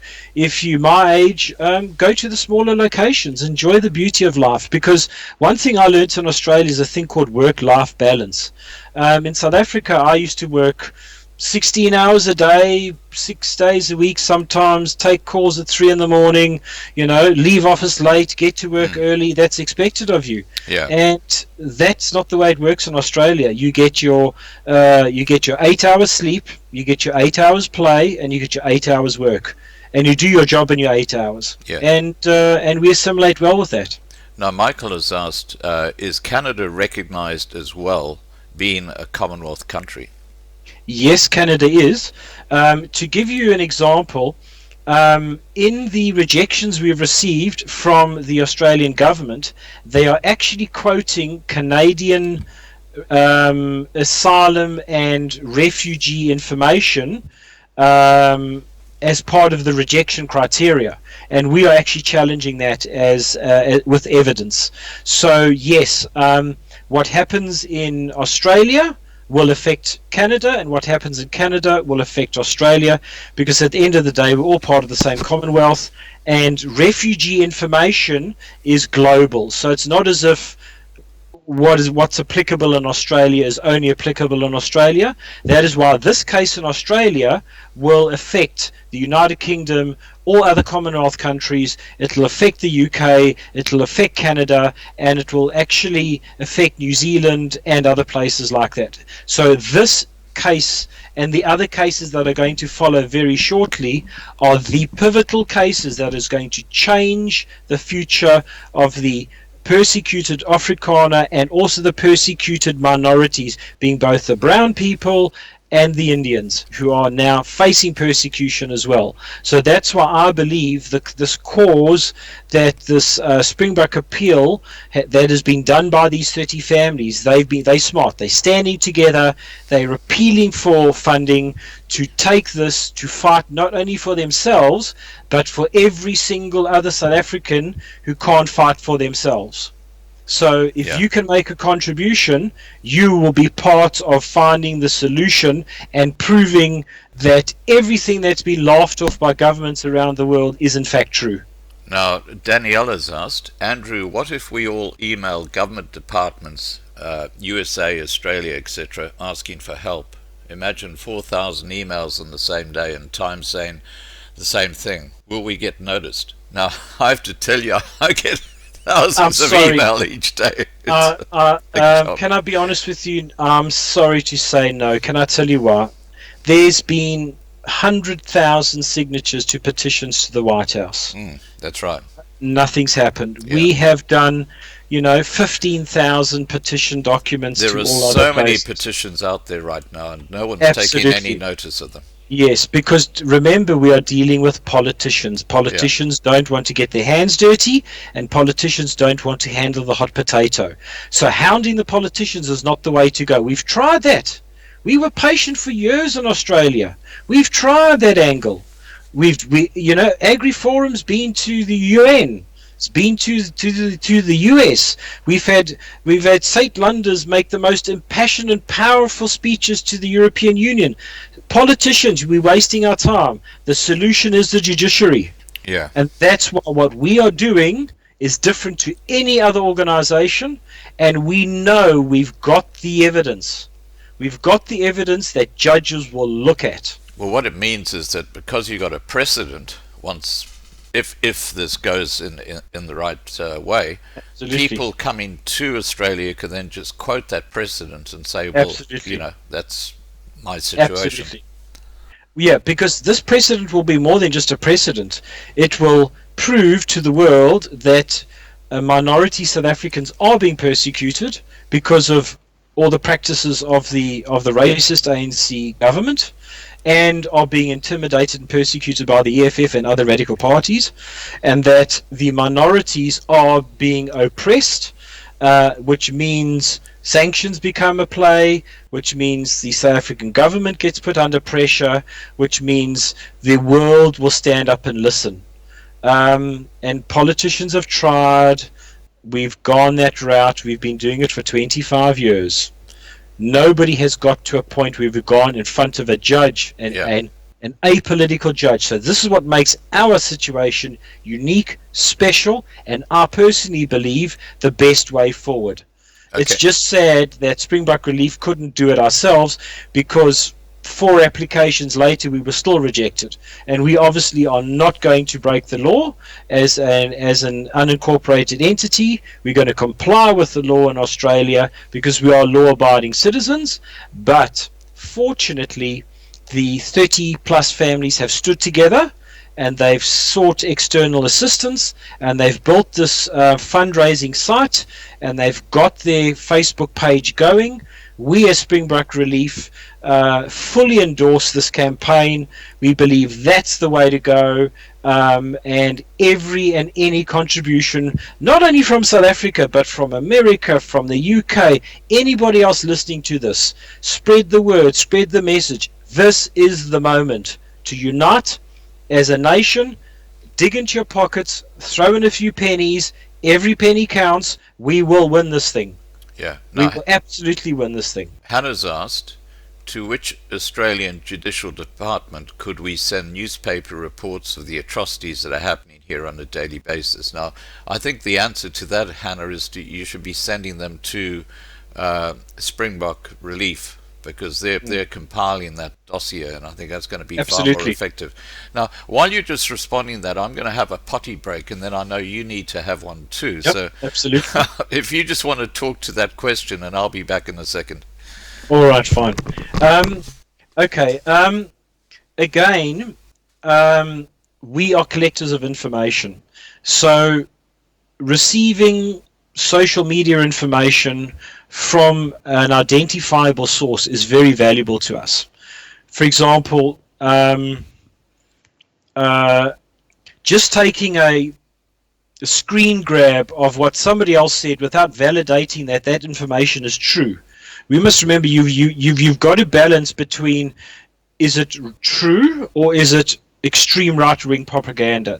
We can't deal with that, because extreme right-wing propaganda is still trying to fight for the safety of the minority nations, but we've got to give robust, source-based evidence, and if you can provide us and send us this information, we will collate it. So if you have newspaper articles and you send it through to a politician, nothing's going to happen, because they receive millions of emails a day. We as an organization tried that. We wrote to every single senator in Australia, every single one, personally. You know, we didn't get a single reply. Not one reply from every senator in Australia. And we explained the whole situation. I'm back. Oh, you're back. All right, okay. So what I'm trying to say is, if you have information, please share it with Springbok Relief. We're a very small team. We will process the information as quickly as we can. And even if it's duplicates, the more evidence we have, the better. But, you know, be careful that you don't send, what's the word I'm looking for? False propaganda, because that will hurt our cause. You know, if, for example, if you had a woman or an uncle or a relation or something that was brutally killed and murdered and things like that, send us that information in confidence. We want to build up a dossier. We want to get the facts. You know, if terrible atrocities have happened, share the news with us, so that we can just build more and more and more and more evidence. You know, my mother taught me one thing: tell the truth and shame the devil. Well, we're getting the truth and we are shaming the devil. So that's my parting call before I take a comfort break, if that's okay with you. Absolutely. While you're doing that, I'll just do a brief summary on you know, what we've talked about, because a lot of people, I think, have just come into the conversation. Absolutely. Alrighty, I'll see you in a minute. Yeah. Give me a few moments, okay. And I'll be back. Okay, no problems. I'll leave the screen on and you can have a look. Yeah, absolutely. As you can see, the sun is starting to rise out yes, on the balcony there. So for us, it's been a very, very long morning. Well, it's 6 o'clock in the morning. It's 6 o'clock in the morning for us, but as I say, it's a passion. So give us a few minutes. If I do that, you can see the beautiful flowers I've got in my home. At least you got something nice to look at until I get back. Okay. Thank you very much. Cheers. Okay, speak to you soon. All right, for those who've just joined the conversation or the live stream, I just want to give you a brief on what we're talking about here. And the thing that excites me the most is, I know there are a lot of people in South Africa who are desperate to get out. They're just They just feel like they're being herded into a kraal to be massacred. And I get it. I understand that. The most exciting thing that's come out of this discussion, as far as I'm concerned, is that if you do it the right way, you get a holiday visa, you come into Australia, once you've actually got into the country, and please guys, speak to the other asylum seekers who you will find on the Springbok Relief Charity page on Facebook. Speak to them, get their information, get their advice, because they'll make sure that you do it the right way. But once you've actually sought asylum, you can extend the period you are in Australia for over 4 years through the appeals process and a number of other legal processes. So, it gives you that period of time where you don't have to worry about seeking asylum in Australia and a week later being sent back to South Africa. That's not how it works. You can get years in Australia while you go through the process. And that, I think, is the biggest concern that people have had about seeking asylum in Australia. But once again, look, do speak to the Springbok Relief people, because they're going through the process. They understand the process. They're the ones who can just tell you what they did, because clearly they're now in Australia and they've been here for up to 8 years apparently under this process. So it's not something you come into and then you're kicked out in the first week, is what I'm saying. Now, the other thing that I found really exciting is that there's this High Court case coming up with this appeal against the Department of Immigration, who've turned down these asylum cases. If that appeal is heard, and if it rules in favor of the people raising the appeal, it's a precedent.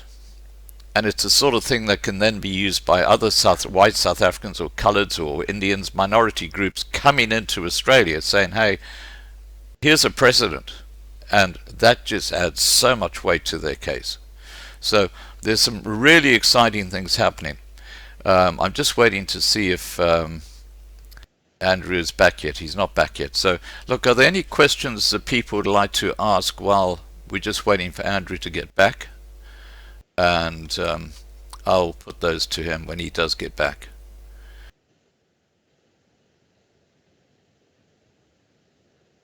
Okay, Biodynamic has asked, do you have a scheduled appointment with Scott for a stream?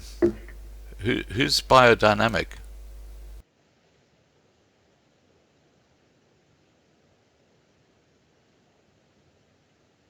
Okay, so now Laurie Layton says, still waiting for that link or email, Scott, with the info and link. What are we talking about there, Jaka? Darby has said, sir, we are back. We will most certainly send the farm attack helping here and their methods of torture of our farmers to this organization. Well, that's great to hear. And welcome back, Darby. How's Patrick? I was terribly disappointed when I tried to get you guys on the mobile phone when you were at the Pearson's Hunt, and apparently there's no internet there. But once I've got the photos and any videos that you got while you were actually delivering the food and feed, I will happily put up a video about that.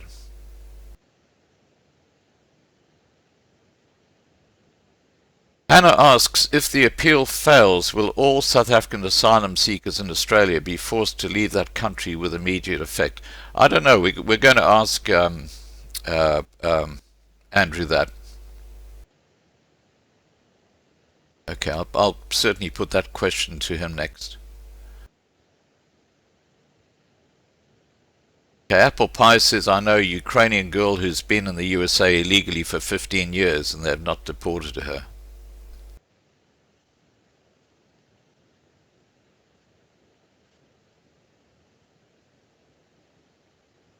Biodynamic says, I have a farm worker arriving after almost a year.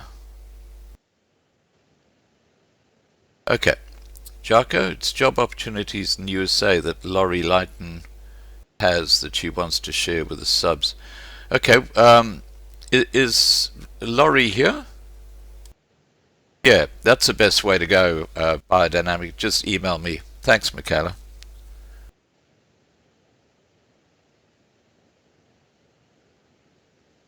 Okay, Andrew will be back with us very shortly.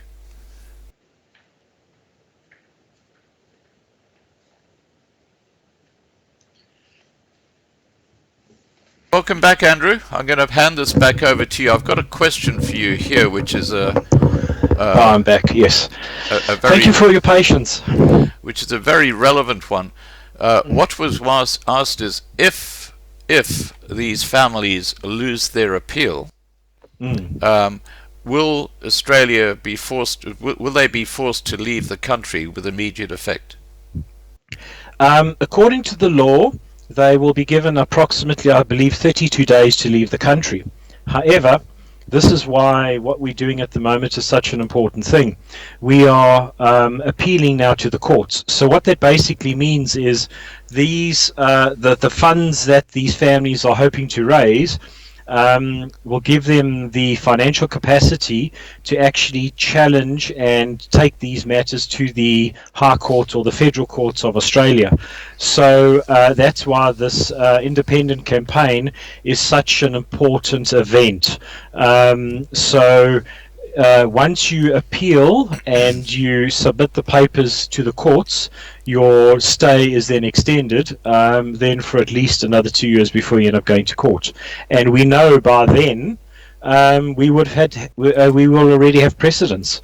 So really over the next sort of year and a bit, over the next 2 years is going to be precedent time.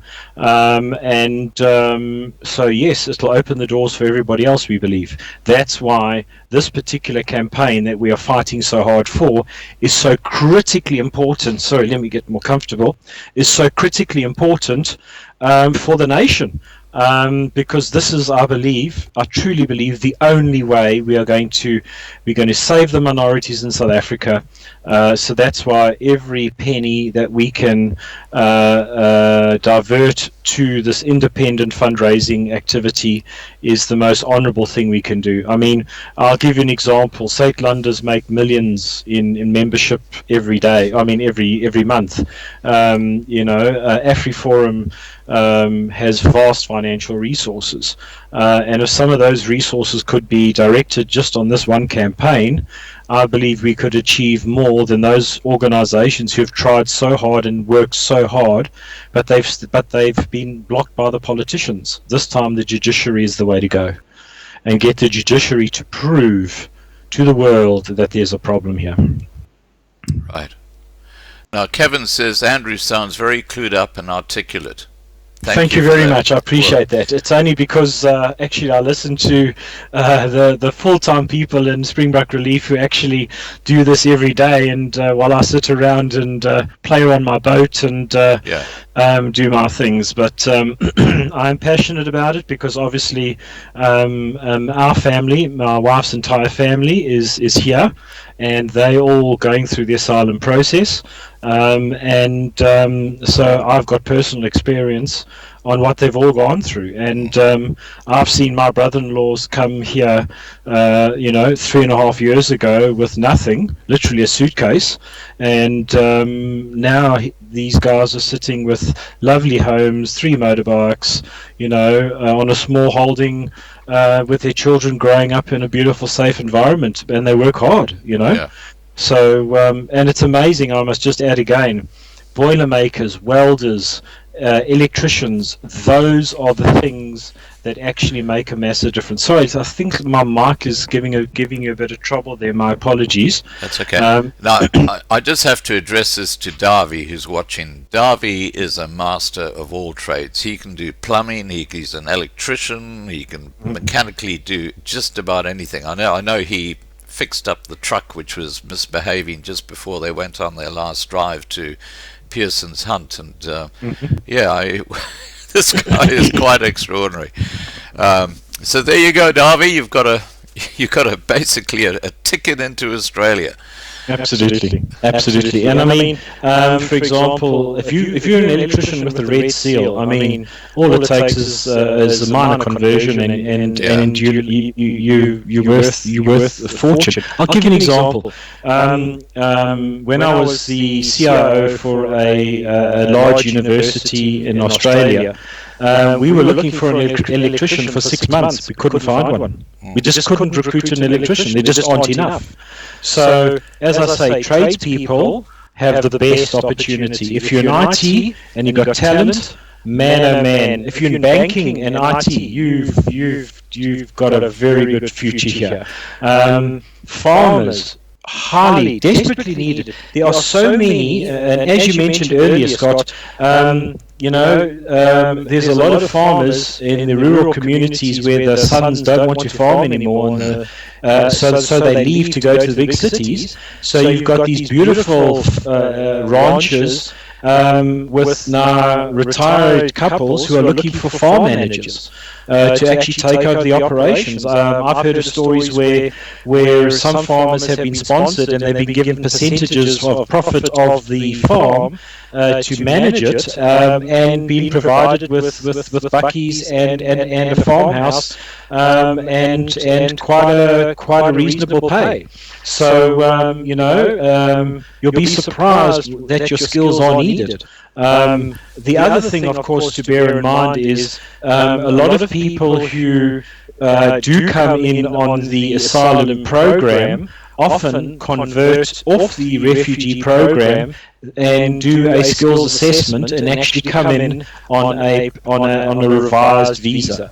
But again, these are things that professional immigration agents can help you with and guide you through that process. Right. Now, Peter said, what will the cost be to immigrate, not going the asylum route? Now, perhaps if he just gets on your Facebook page and sends you a comment there with his email address, you can put him in touch with your immigration guy.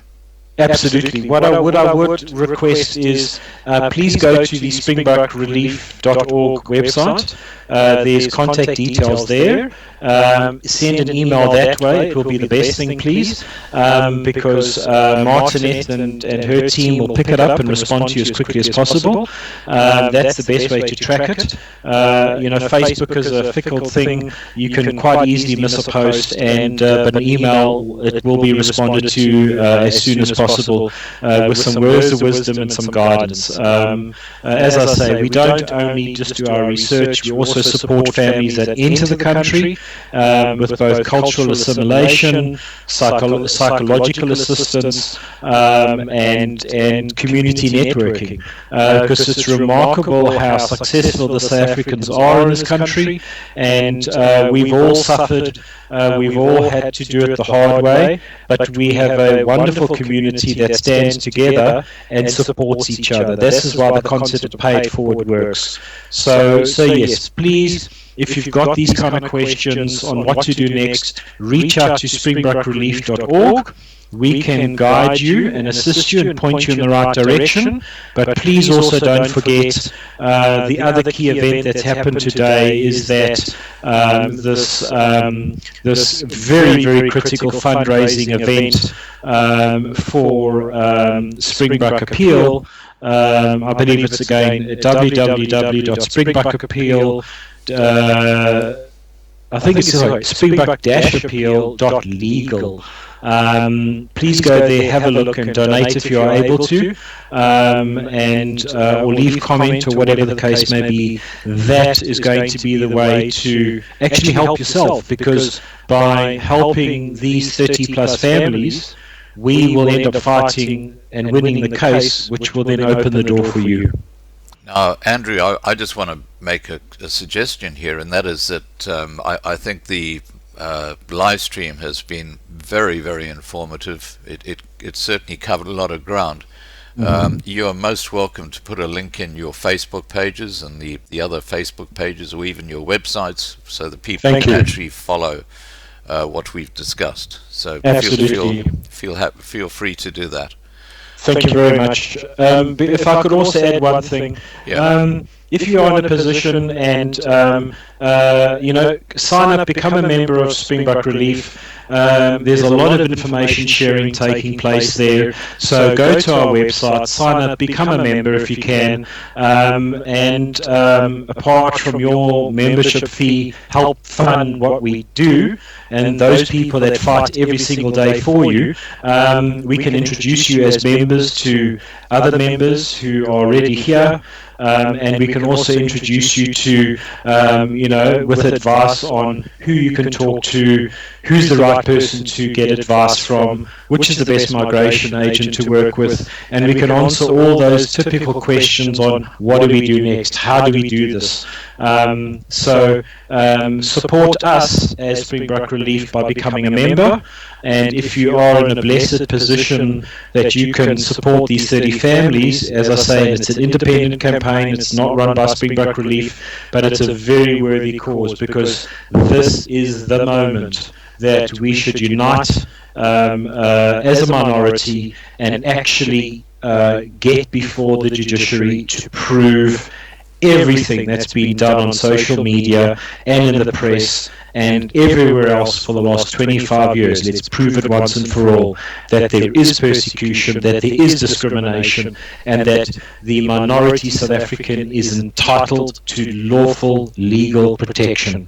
That's what we're fighting for, and that will change everything. Right.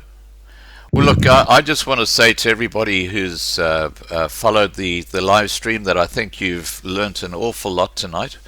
I certainly have. I just want to thank Andrew so much for coming on and discussing this whole subject. It's been an honor and a pleasure. Because it is such an important subject. And I want to especially thank my moderators. There are quite a few of them here, but I've noticed who's all here, and it's so nice to have Marlena back on board. Poor Marlena, she was without the internet for about 6 or 7 weeks, and believe me, we missed her on this channel. Sure. Great to have her back.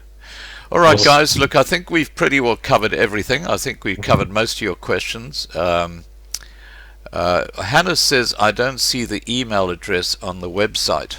I think she's talking about the .org website, springbokrelief.org. That's strange, but all right, it's very easy. Just give it to me, I'll put it in the Okay, that's fine. It's Springbok Relief, one word, at gmail.com. Okay, very easy. Springbok Relief at gmail.com. That's RELIEF. IEF, one word. Springbok, as in Springbok Relief at gmail.com. Okay, it should be. I'm surprised. It should be on our front page under the contact us.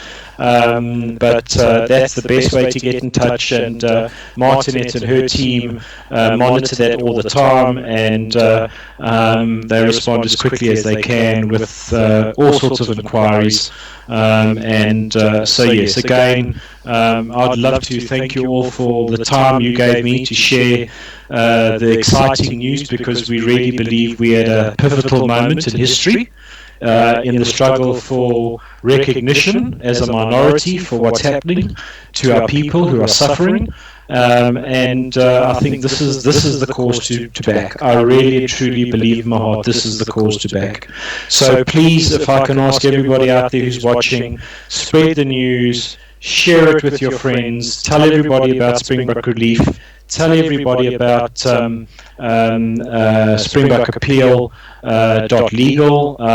Share it to your friends in America, UK, Canada, everywhere. Let's get the globe mobilized, because we are going to make a difference. We have the capability and the passion to do it. Fantastic. Now, just Mel asked, did I win the painting, the leopard painting? Yes, you did, Mel. Congratulations. Congrats. Jaco, can you just put Patrick's PayPal account in there so that Mel knows where to send the money?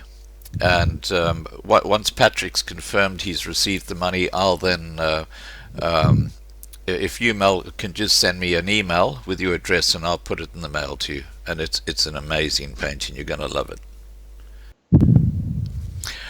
Alrighty. Thank you so much once again Andrew. It's an absolute pleasure. I'm going to shut down this live stream now. We still got over 300 people watching, which is quite extraordinary as we're kind of shutting down, but it certainly caused a lot of interest, and I think you're going to get a lot of people looking at this video.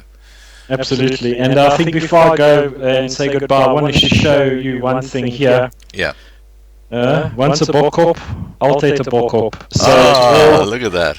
So to all my brothers in arms, groete allemaal, and I hope you're all staying safe, and you're always in our thoughts.